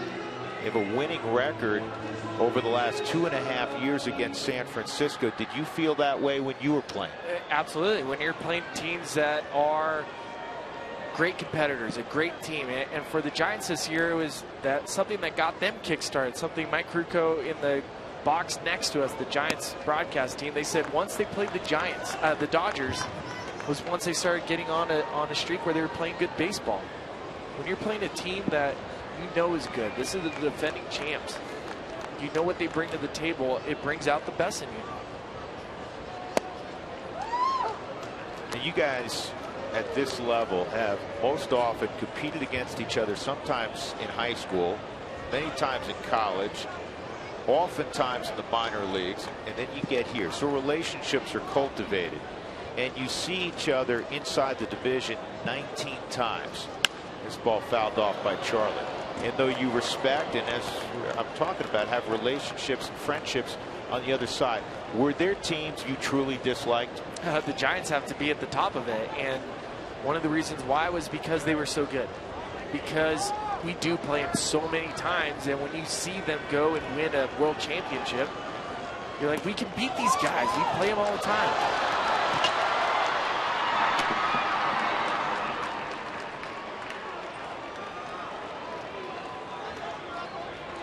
Coors Field is available year-round for special events, and most areas of the ballpark can be reserved.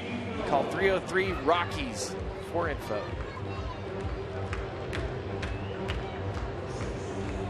Gregor Blanco is taken over, by the way, in center field for Angel Pagan.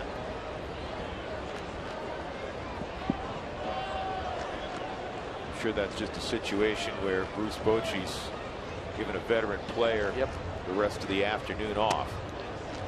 They'll play a day game in Milwaukee tomorrow at Miller Park, while the Rockies will be in Queen City against the Reds, who have lost 8 straight. They were at 500, got beat by the Indians today in Cleveland, the Battle of Ohio.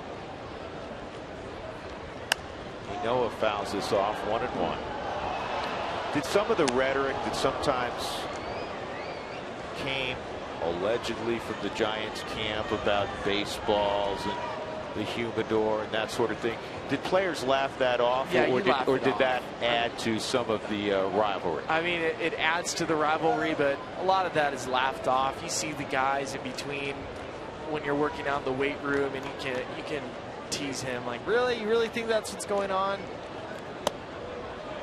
I mean, when you're just competing at a high level with a lot at stake, and you're in those years that we were very competitive against the Giants, we were typically first, second, or third, and the games mattered.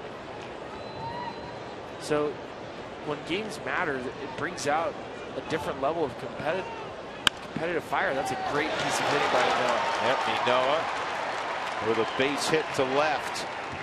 Raffy's 2 for 4.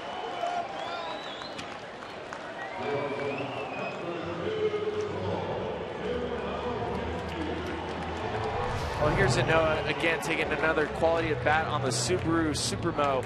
That ball is off the plate. Noah is not a guy that's going to go out and chase the baseball, so he allows it to get deep. And again, put the ball in play and see what happens. There is so much space at Coors Field, and Noah's not a guy that's going to be driving the ball out of the ballpark. He knows if he puts the ball in play, there are a lot of holes that you can find at this ballpark. Tulo with a ground ball to short. It goes underneath Arias. You could tell footwork-wise that ground ball was going to be a problem for Arias. Well, if I sat here and I told you that out of all the baseball players in the major leagues, one of the top guys that hits the ball hard is Tulo. He ranks in the top 4. So I start looking at the numbers. And yes, you can say he's in a slump, but Tulo is starting to come out of it. He is hitting the ball consistently hard. Arias had no chance to field that backhand because, again, Tulo's been barreling up a lot of baseballs. Nolan Arenado and Buster Posey, we had it off camera, did not say a word to each other. Nolan hit the 3-run home run his last at bat. When he crossed home plate, Posey said something to him, and they were jawing at each other. We're only guessing here, but you got to figure he thought that Nolan took his time leaving the batter's box, and he did only for a brief second to see if the ball was going to be fair. Nolan a double shy of the cycle. 2 on and 2 outs.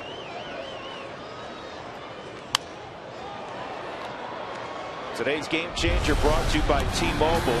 Plenty of options, but we're going to take the 3-run bomb to cap a 8-run 4th inning for Arenado and the Rockies.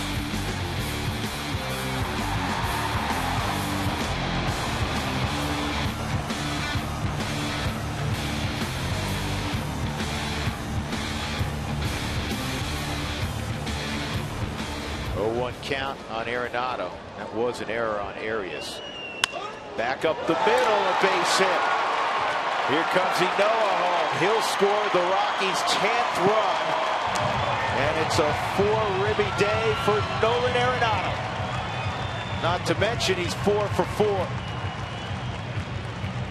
Well, that just adds to the Rockies with runners in scoring position. They are now 6 out of 8 today with runners in scoring position. For Nolan, that is 5 straight hits going back to last night. Good job for Nolan, not letting the emotions get too high for him. It's a situation where that last at bat, yes, he got emotional. Big home run, little jawing back and forth, but to be able to hit the ball, drive it up the field, and not try to swing out of control, it's a great at bat for Nolan and a great day. Well, he started the day at 257, 4 for 4. He's picked up 19 points on the old average. Still working. Yeah, still early enough in the season. You can move that average considerably. 5th career 4-hit game for Nolan. Ben Paulson, Ribby his first time up.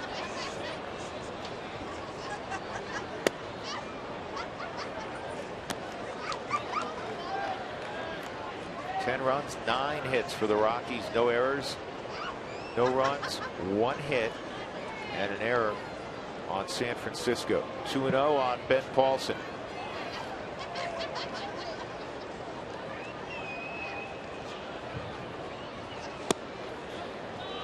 You know, one thing Walt may be able to do here in the latter third of the ball game is get Tulo off his feet.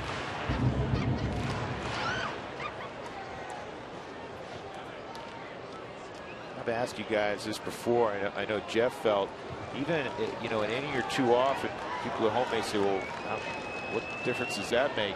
It does make a difference, doesn't it? Well, it takes the mental strain off of you as well when you're grinding at bats away. You're out on the field. You're in between each pitch. You're having to think. And when you talk about this series, this 4-game series with the postponements and the doubleheader, and not only that, today you got to go back east, travel for a day game tomorrow, which is going to be a great Memorial Day, but that's a lot on these players. It's been taxing. 3-1, and that's fouled off by Paulson. 3-2, so Tulowitzki and Nolan Arenado will be off with the pitch. I mean, you were doing the math in your head today about typically a game at Coors Field lasts about 3 hours, just under 3 hours, and that would get you to Denver Airport around 8:39, wheels up in Cincinnati around what, midnight? No, it's later than that. It's going to be 2:30, 3 in the morning, putting your head on the pillow. And I know this ball is hitting the air down the left field line. Aoki's going to have room to make the catch. That'll end the inning. Talk more about travel in a moment. The Rockies score again on the base hit by Nolan Arenado. 4 RBI, 4-hit day for Nolan. Rockies up 10-0.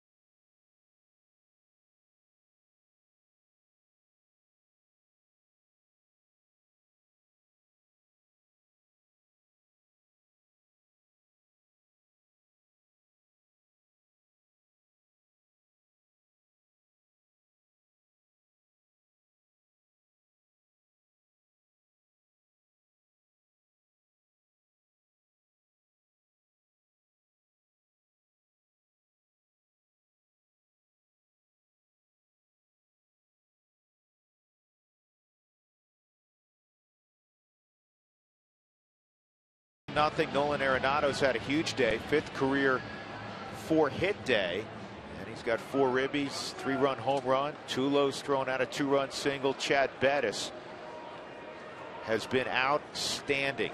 This has been the best start of his young career. 6 innings, just 1 hit allowed against a Giant offense that has been tearing up the league in the month of May. Well, Bettis was the Rockies' 2011 minor league pitcher of the year. He's always had it in him. Oh, do it, Nolan.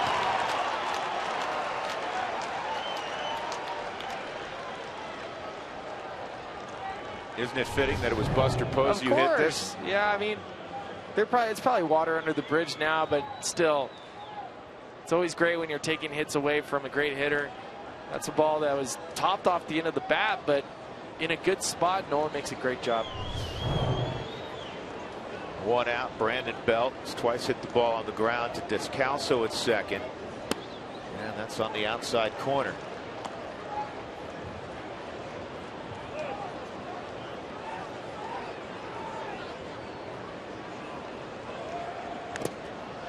And it's 0-2.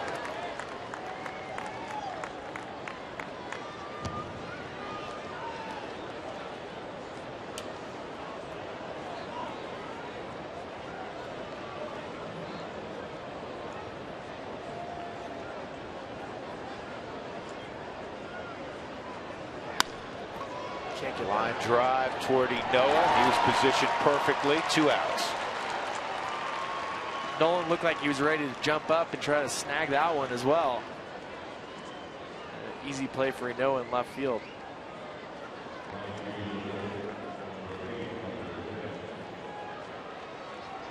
Two outs, nobody on. Hunter Pence, ground ball to second and a strikeout. 4 strikeouts this afternoon for Bettis. Everything he has thrown has been right to the target of Nick Hundley.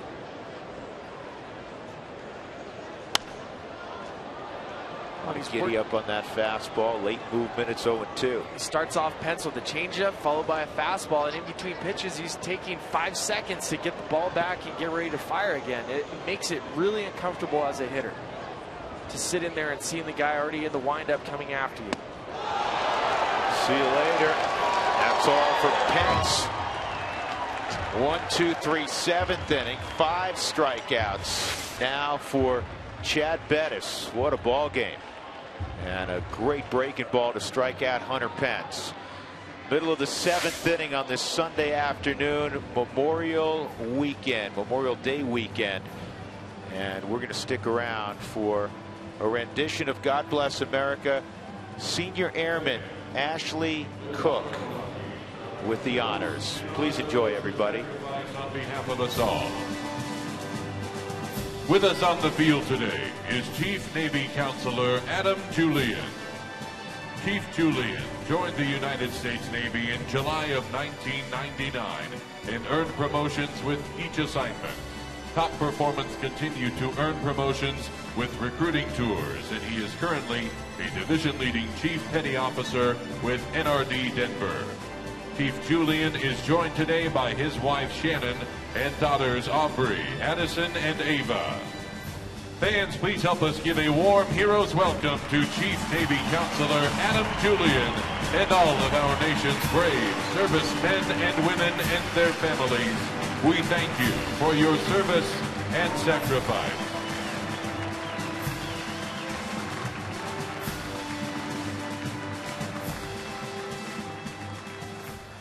Fans, please rise as we honor our great country with the performance of God Bless America.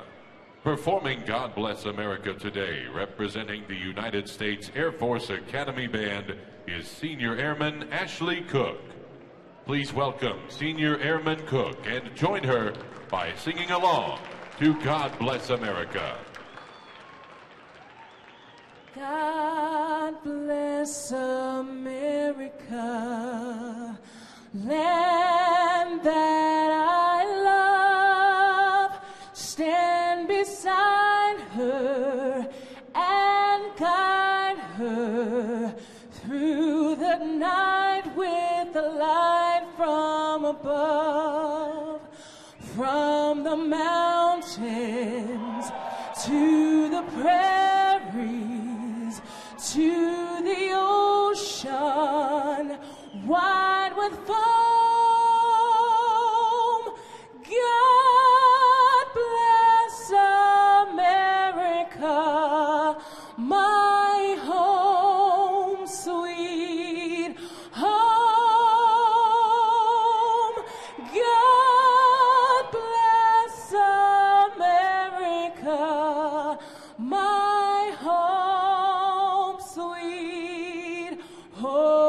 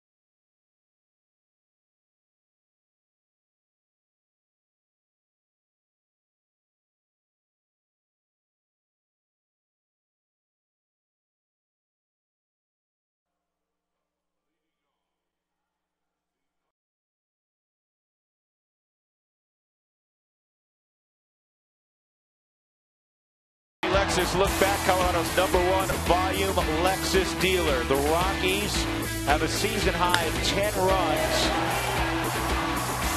only matched by their opening day performance, and they got 8 of the 10 in the 4th inning. Tulowitzki with a 2-run single, and the star of the day offensively, Nolan Arenado. He's 4 for 4 with 4 RBIs. That was a 3-run home run, punctuated by some comments from Posey, and he fired right back at him. I guess Posey thought he pimped it initially leaving the box, which if you look at it, he did. And I'm sure Buster Posey just frustrated by sitting there in a squat for about a half hour while the Rockies were trotting around the bases. Of course. And as you said, I'm sure it'll be water under the bridge. Brandon Barnes with an 0-1 count, 1-1. Gene Machis had to wear it a little bit for the Giants.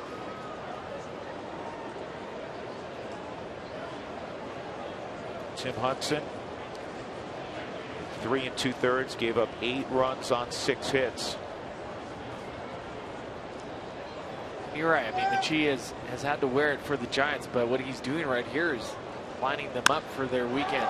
Or for this ball hammered to center field, and Blanco had it and couldn't squeeze it.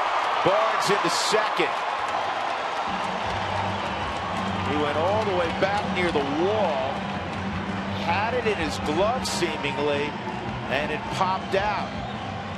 I think you got to score that a double because of how far he had to go just to get in the neighborhood. Yeah, that's not a routine at all. Blanco does a good job getting all the way back there. You can see on the Subaru Supermo that it goes right off the thumb. Should be a double for Brandon Barnes. You hit the ball that far, should be a double. And that's what they did. They scored it a double. So I'm working on my pantomime with you. Yeah, when I give you the thumb up, they've already scored it. Okay. And I was telling you it was double. If I give you the thumb down, no error. There you go. Now we're on the same page. Nick Hundley at the plate, swung on and missed. There he is, double espresso. Instant energy.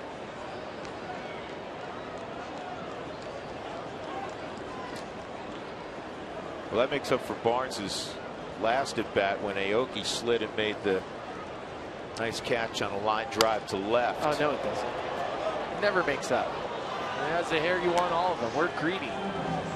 Major league hitters are greedy, man. I remember a story that I heard. It was of Pete Rose. And Pete Rose is walking around with the big red machine. And I believe he goes up to Orlando Cepuedes. And he says, how many hits are you going to get today? And Orlando says, 3. And Pete Rose says, that's terrible. So what are you talking about, Pete? 3's good. Pete says, what happens if you get 5 at bats? Are you going to give away 2 of them? You should always be thinking to get however many at bats I get is however many hits I'm going to get. You know, the great hitters, to your point, they're greedy, aren't they? They are greedy. You have to be. Because as we've seen with a Tulo and a Cargo, not to pick on them, but you go through a dry spell. Everyone goes through a rough patch. And when things are good, you got to keep wanting those hits.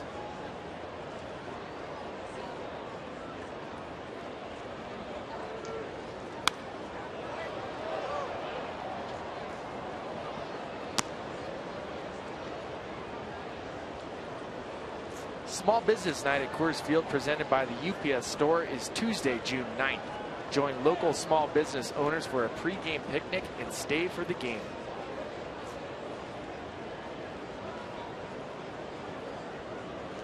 Bottom of 7, the Rockies up 10-0. Only one other game going in the big leagues. Texas an early lead in the Bronx on the Yankees, 1-0. Everything else is a final.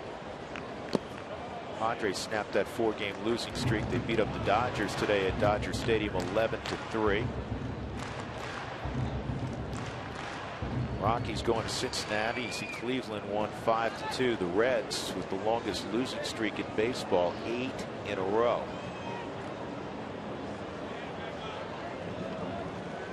Let's talk about that again. What time do you think you're going to get in tonight? Oh yeah, we were discussing that. Well, it's 6:30 right now. Say the game's over in a half hour or so. Probably not in the air till 9:30. That's 11:30 East Coast time. It's going to be about 2:15 in the air. So that's 1:45 arrival. About 2:15 in the hotel. By the time you get bags, this ball toward right center field. Talking about 3 a.m. Barnes comes home with the Rockies' 11th run. Nick Hundley with his second RBI of the afternoon. If you're going to get in at 3 a.m., you might as well get a lot of hits and RBIs in today. Here it is on the Subaru Supermo. You see Nick Hundley again driving the ball to right field. Here's a ball out over the plate. He's not trying to pull it. He's staying on everything right now. That is such a good, quiet swing.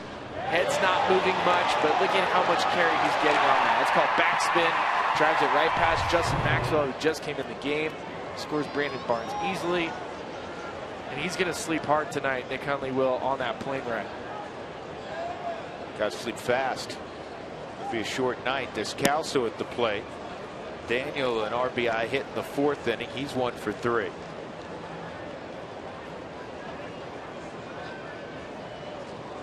Double, double. Double, double, double. Let's get another one for Descalso. Sounds like what we like to order at In-N-Out. High fly ball to deep left field. Aoki will make the catch.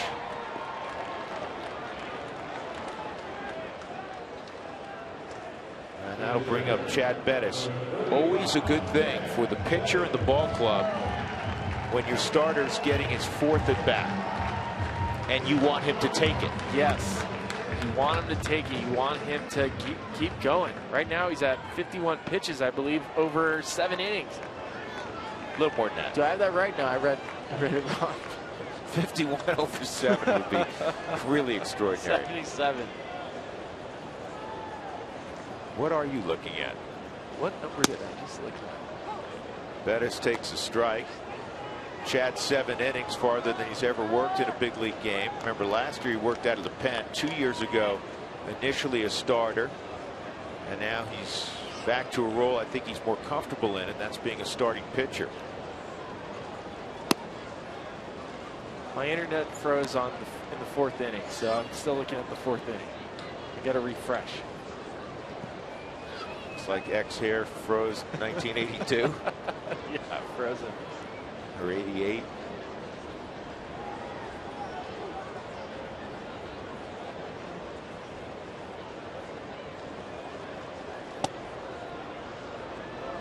There he goes. 77 pitches.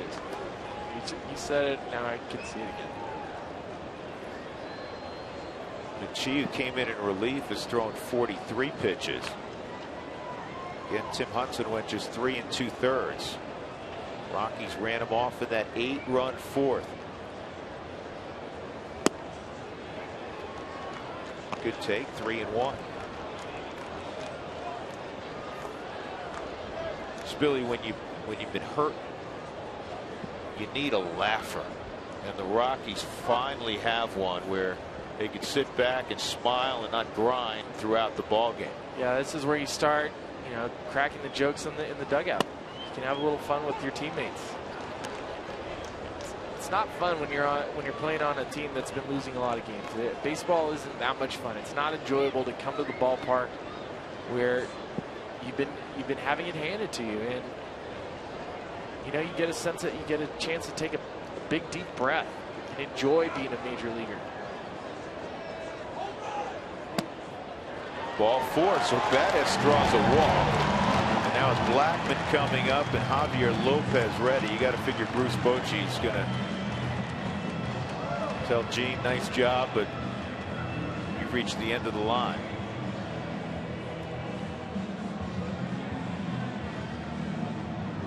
Boch will take the baseball from Michie and hand it to Javi Lopez.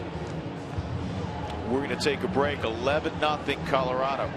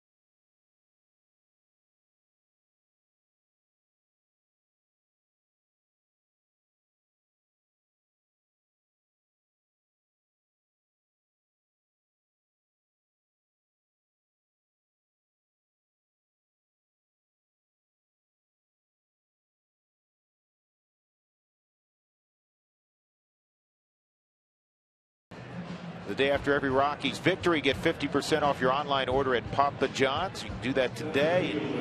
Pretty sure you'll be able to do that tomorrow. Promo code ROCKSWIN at papajohns.com. The Rockies finish this one out, Spilly, and they'll have their first back-to-back wins since April 23rd and 24th. They actually were in the midst of a 3-game stretch there, 422 through 424. They won 3 in a row, 2 against the Padres and 1 against the Giants. Those were all at home. They've not won 2 straight in a month.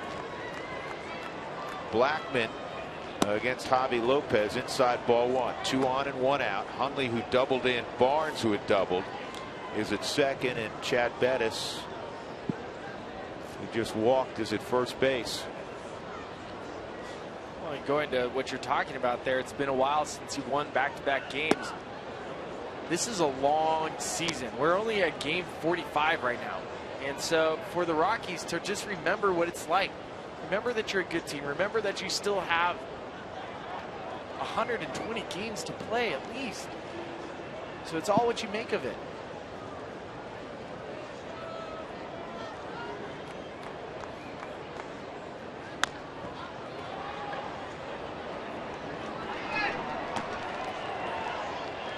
Pulled foul, 1-2.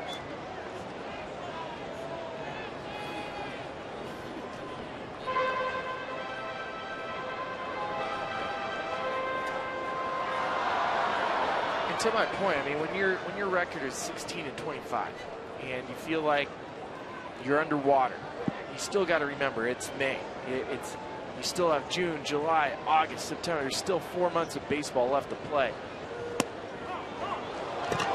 Called strike 3 on on the outside corner. So Charlie's gone. And that'll bring up Rafael Inoa, switch hitter. Excuse me, it's game 42, but to my point, 120 games left to go. Well, you're basically at the quarter post. You're not, yes, you're into the season, but nothing's lost yet. You still have plenty of time, but you also need that sense of urgency, and that's where the guys like Willie Rosario, where how they're playing, where the Brandon Barnes and the Ben Polson. Well, I look at this road trip, and I don't know if players do this, so I'm making a statement and also soliciting a response from you, from your perspective. The Rockies, no matter who's next on the agenda, need to play well. You're going to Cincinnati, a club that's in the midst of an 8-game slide. And then you go to Philadelphia. You just played the Phillies, but the Phillies are in transition. Yes. They've not had a good year. Yes. Make some hay this week. You can make some noise. You can make some noise right now, and you just played the hottest team in baseball, no doubt. And they came into your yard, and you split with them, and you fought them. And we saw some fire out of this team so far that we hadn't seen in the last couple of weeks, and build off that. Yes, you're going to be running on fumes tomorrow. Tomorrow's going to be an exhausting baseball game. Early game.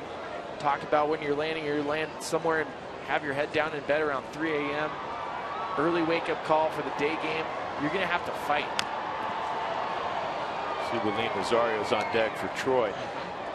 Did players, I mean, you guys have the utmost respect for opponents, whether it's the Giants or a team that's struggling, and you understand they're big leaguers. They're here for a reason. But did you ever look and say, hey, you know what? We got to make hay against these two clubs. They're struggling right now. Absolutely. When there's blood in the water, you need to know that this is a team you can take down. You have to take down the teams you know you can beat. That's a team you should, on paper, know you should be able to beat them. 2-2 on Inoa, and he hits it right back at Lopez. Hobby goes to first. That ends the inning. But the Rockies come up with another run, a Barnes double, a Huntley double. It's now 11-0 going to the 8th.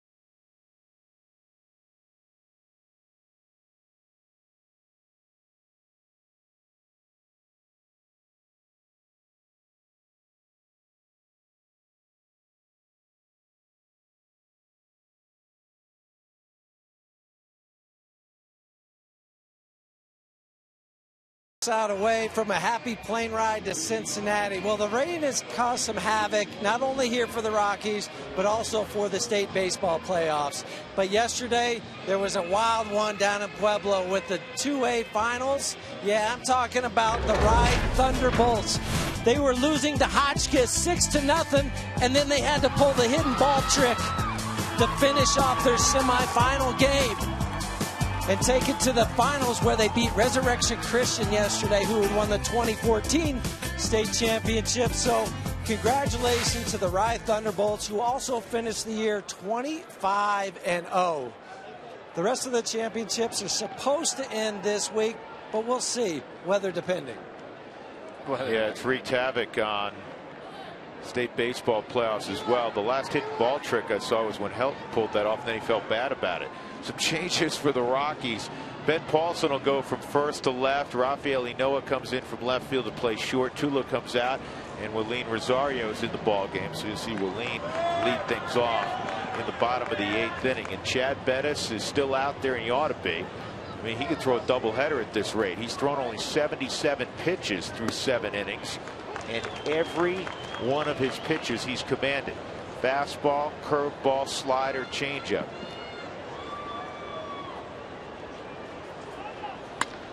Line drive and a base hit. Just the second hit of the ball game for the Giants. Matt Duffy singles leading off the 8th. The other hit, Nori Aoki leading off the ball game.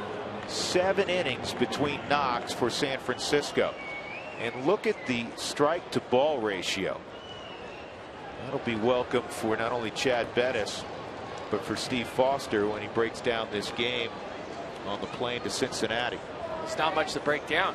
Hey, Bettis, you commanded the strike zone. You threw multiple pitches for strikes, and you were efficient, and you worked fast. Strike on Arias. 19 of 25 first pitch strikes. That's efficiency. And that was another one right there where you have the hitter. Now you have different pitches you can go to get him to 2 strikes and put him away.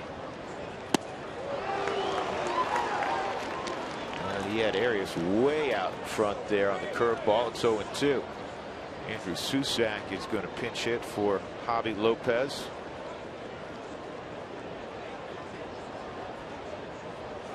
Ground ball to short. See if the Rockies can turn it. There's 1 and there's 2.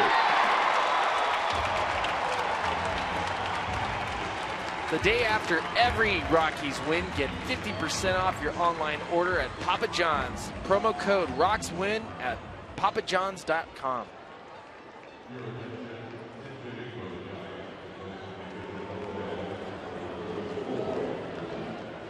So Andrew Susak with 2 outs and nobody on in the 8th.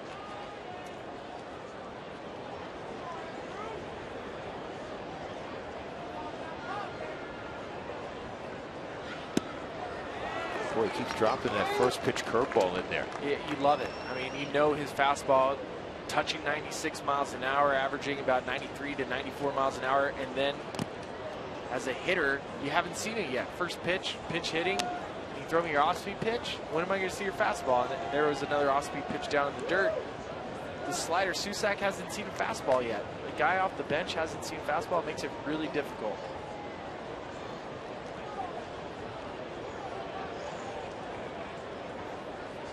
Another curveball, strike 2. That is a lot to cover, man. You're talking about 24, 25 miles an hour difference. And as a pinch hitter, you are hunting fastball. You're looking for the first ball that you can hit. See you later. That's way by you. 94 miles an hour with some cut to it. What a performance by Chad Bettis. Clean through the 8th inning. He's thrown only 85 pitches. Rockies up 11-0.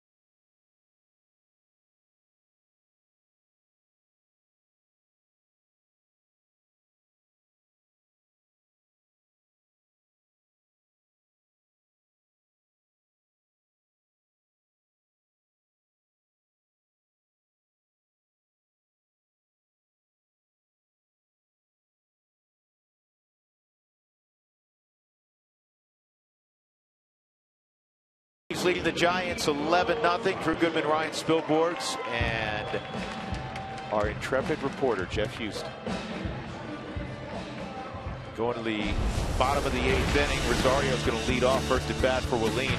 Here's our Century League link to what's next. The pitching matchups in Cincinnati. Eddie Butler against our old friend Jason Marquis, Phillies close friend, former teammate. Jorge De La Rosa and Michael Lorenzen. And then it's Kyle Kendrick against Mike Lee on Wednesday afternoon. Note the different start times, folks. We're on the air at 10:30 in the morning tomorrow. No television Wednesday. Tuesday, we're on the air in the late afternoon with the 2-hour time difference. First pitch from George Contos is a strike to Willeen. So Tula getting the final couple of innings off. Tula was 1 for 4, 2 ribbies, scored a run, also reached on an error on a sharp ground ball not handled by Arias. This one is picked up by Arias, and he throws out Rosario.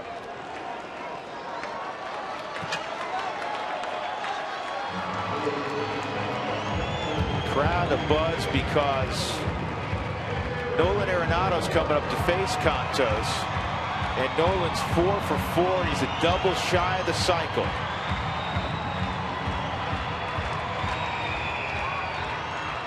Fans in tune with what's transpired this afternoon. Let's see some history. Come on, Noli.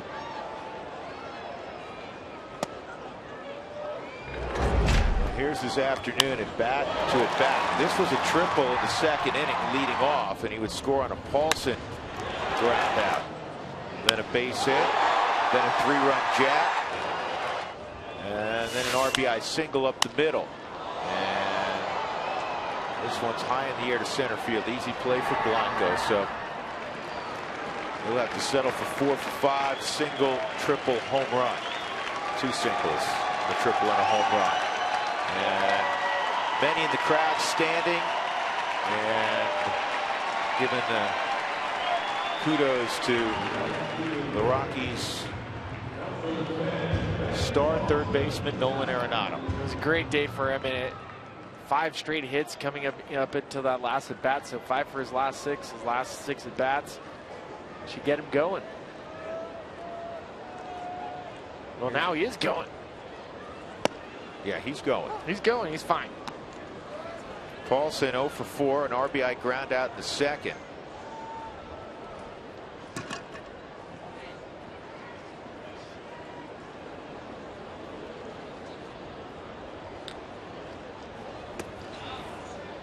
Who wants tacos? Fans, follow at @RootSports_RM on Twitter to receive alerts for the Rockies taco special when the Rockies score 7 or more. I'll give you an alert right now, not on Twitter. You can go to Taco Bell tomorrow. Get your Rockies taco special. Rockies up 11-zip here in the bottom of the 8th. Outside, 2 balls and a strike on Ben Paulson.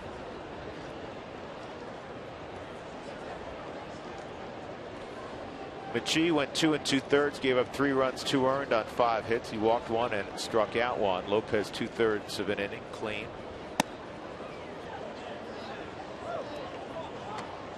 Three and 1. Where was that pitch? I mean, I'm not.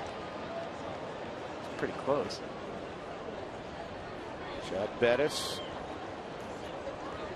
getting ready for the 9th. That's on the ground to Arias. So when we come back, Chad Bettis to the hill, trying to finish what he started. 11-0 Colorado.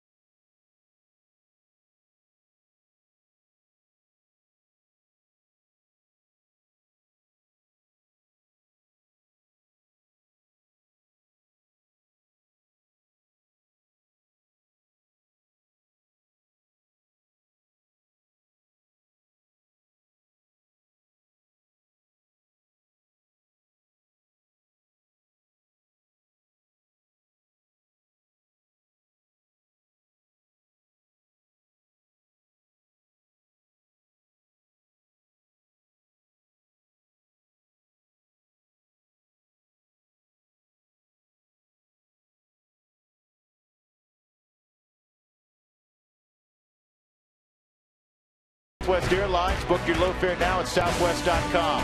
By Mike Shaw Subaru, always our lowest price in sales and service guaranteed. And by StubHub, Rockies fans, next time you need great seats, get the StubHub without the surprise fees.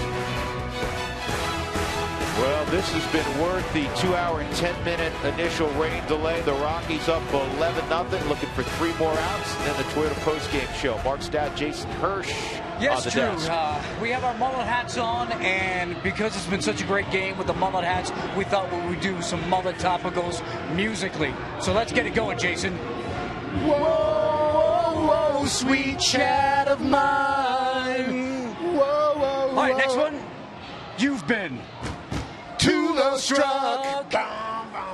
Finally, don't need no land, but a good time. How could I resist? Ain't looking for Nolan, but a good time. And it don't get better than this. By the way, this one goes to 11. Are you embarrassed for them as well? No, I actually really enjoyed it. I really enjoyed that. That was pretty good. Now, you probably could sing. I wouldn't even go there. I can't sing. Are you kidding me? Have you heard how nasally my voice is? I mean, I sound like a trumpet. Who would get voted off the voice first? Would it be Hirsch or Stout? Hirsch. Probably right. This is pulled foul by Aoki. 1 ball, 1 strike. Chad Bettis 3 outs away from a complete game. Aoki, Panic, and Blanco. This is 3 left-handed bats. He's allowed just 2 hits. He's walked 2, struck out 6. You talk about efficient. He began the inning at 85 pitches. Well, 16 pitches in the last 2 innings is going to help you get you to the point where you have a chance to get the complete game. The last one was Tyler Matzik last year, September 5th. Line drive and a base hit for Aoki, and Aoki's going to try to turn this into a double, and he'll get there safely. So he becomes the first Giant to touch second base.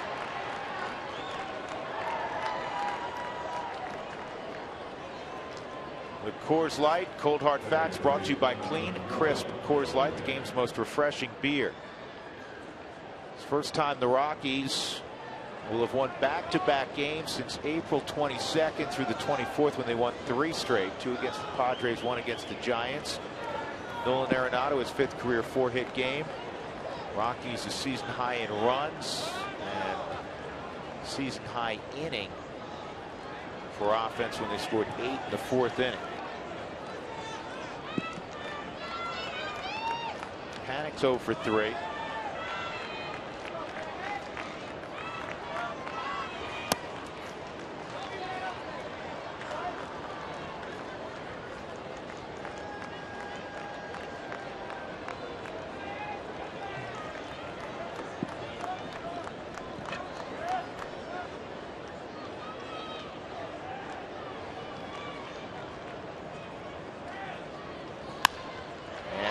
A base hit to left.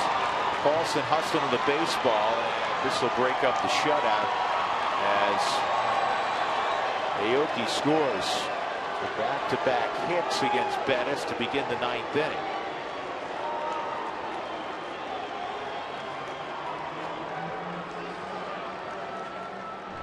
Well, Bettis hasn't given many pitches to hit so far today, but this ball is up in the zone. You can see it. The ball tails back out of the plate where Panic is able to pull his hands in. Ball to left field. Paulson's not going to try to make a play on that one. You do not want Panic to get to second base on an errant throw.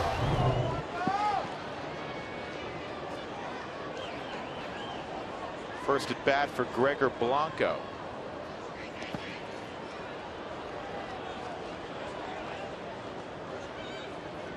Last couple of innings, uncharted territory for Bettis, and just in case, Brooks Brown getting up. Bettis' longest outing of his young big league career, 6 innings. Done that 3 different times, and the last being in his last outing.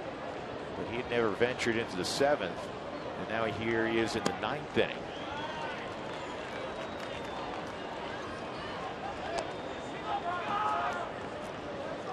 crowd today. Had to hang in through the tough weather. 34,404, and they want to see Bettis get it to the finish line. Yes, we do too. And I'm sure the bullpen would like to see that too.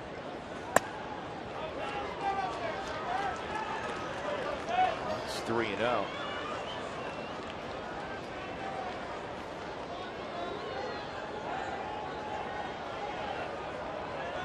Talk to pitchers, and it's not always arm fatigue. A lot of times it's leg fatigue.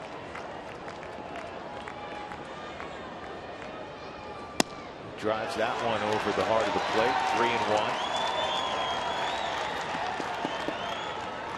3-1. You can see the last two batters fell behind both counts. That fastball 3-0 right there, 90 miles an hour, little bits off the fastball.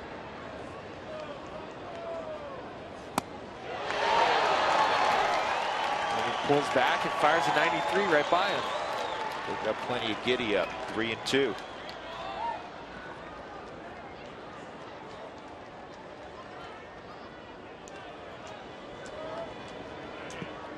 Runs, 11 hits for the Rockies. They've played clean defensively. Run on 4 hits for the Giants and an error. Strike 3. Gregor Blanco's just hanging around. Ed Hickok's not engaging him.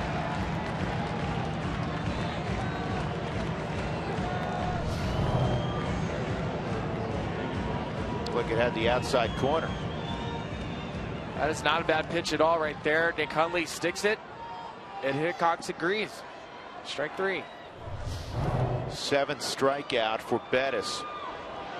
Buster Posey 0 for 2 and a walk. Reach back a little more. Got 94 on that heater, running in on Posey.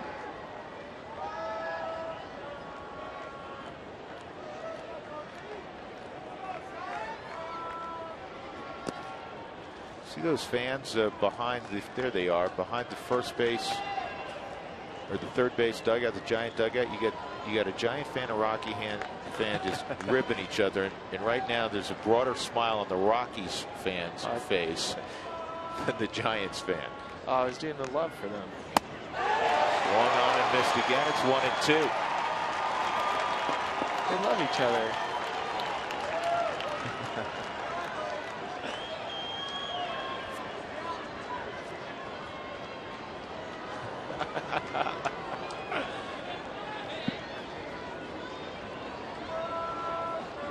Two, and Posey, such a good 2-strike hitter, comes through with a base hit. And Barnes will throw it back in, stopping at second. Panic, and that's now a 16-game hitting streak for Buster Posey.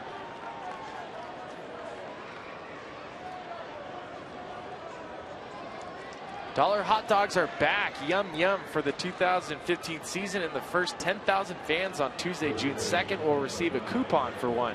Get your tickets now. You know, Walt is coming out, and he hasn't made a signal yet. It's 102 pitches. He's going to look him in the eye. He's going to look him in the eye, and he wants, as much as Bettis wants, to see Chad finish this.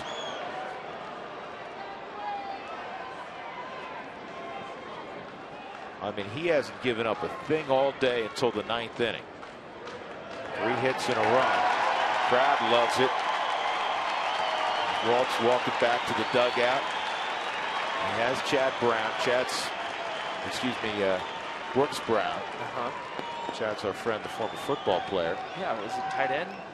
Outside linebacker. You got that one. And a real good one for a long time. But Brooks Brown is ready, just in case. Brandon Belt 0 for 3. Get a ground ball. Shake hands.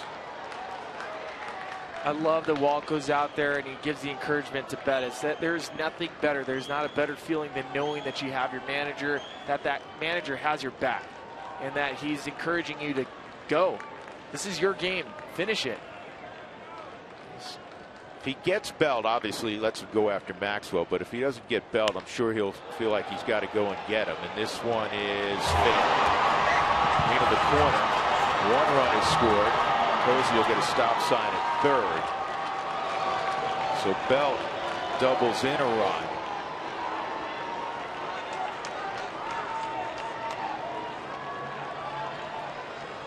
Wasn't hit all that hard, but that'll be the end of the line. So here comes Walt.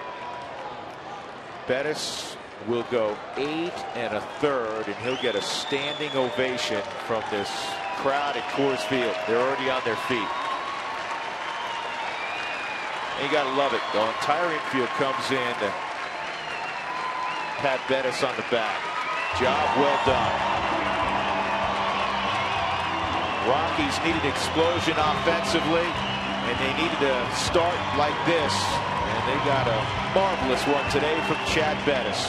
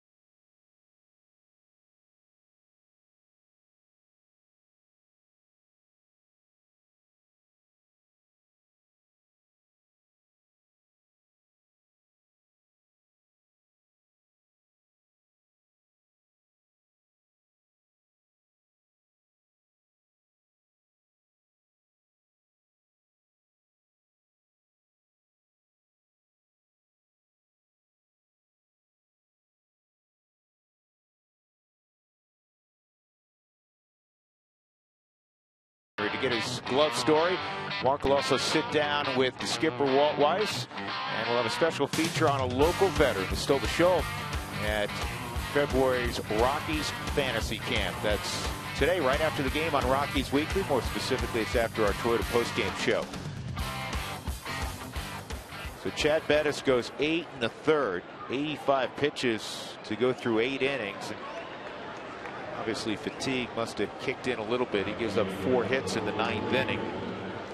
He got 1 out to strike out of Blanco on a 3-2 pitch. So runners at second and third. Maxwell with his first at bat. And Brooks Brown trying to get those last 2 outs.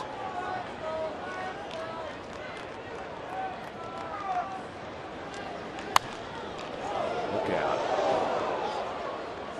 Brooks Brown just off the disabled list yesterday. Got some work last night. This will be his 14th appearance. One of the things that Walt really likes about Brown is he gets lefties as well as righties. See lefties hitting just 182 against him. This is bounced to third. That's a fair ball. They come home and they'll get the out on Posey. Arenado. He is something else. Probably felt at that point it may be an easier throw. It was an easier throw.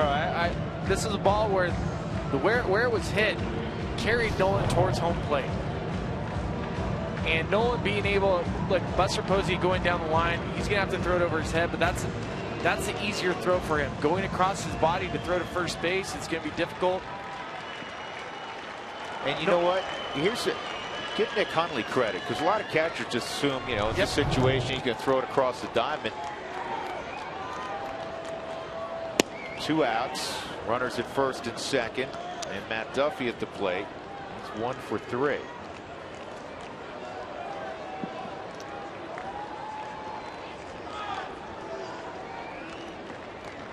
You know, Bettis loves that as well, because that saves another run. Going on his ERA. No, we don't talk about stuff like that. Here's the silly thing. You and I were chatting about this during the commercial break. Had those 2 runs scored that Chad was responsible, the 2 base runners being Posey and Bell,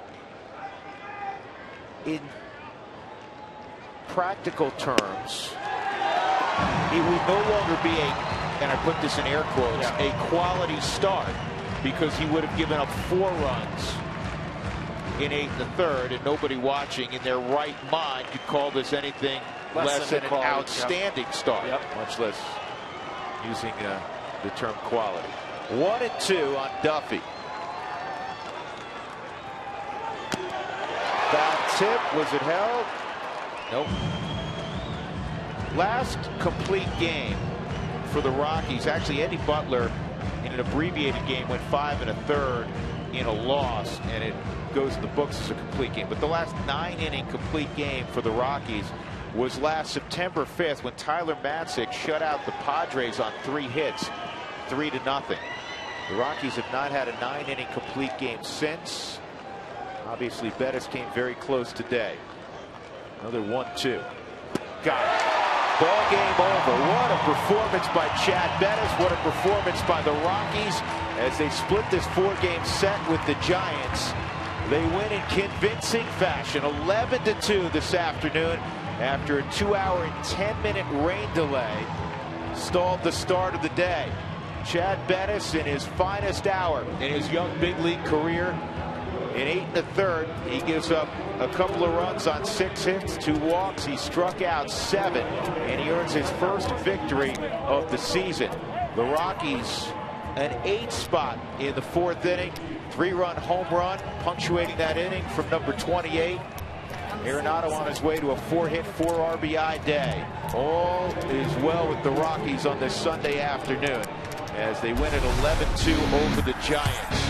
Our Jimmy John's delivery of the game.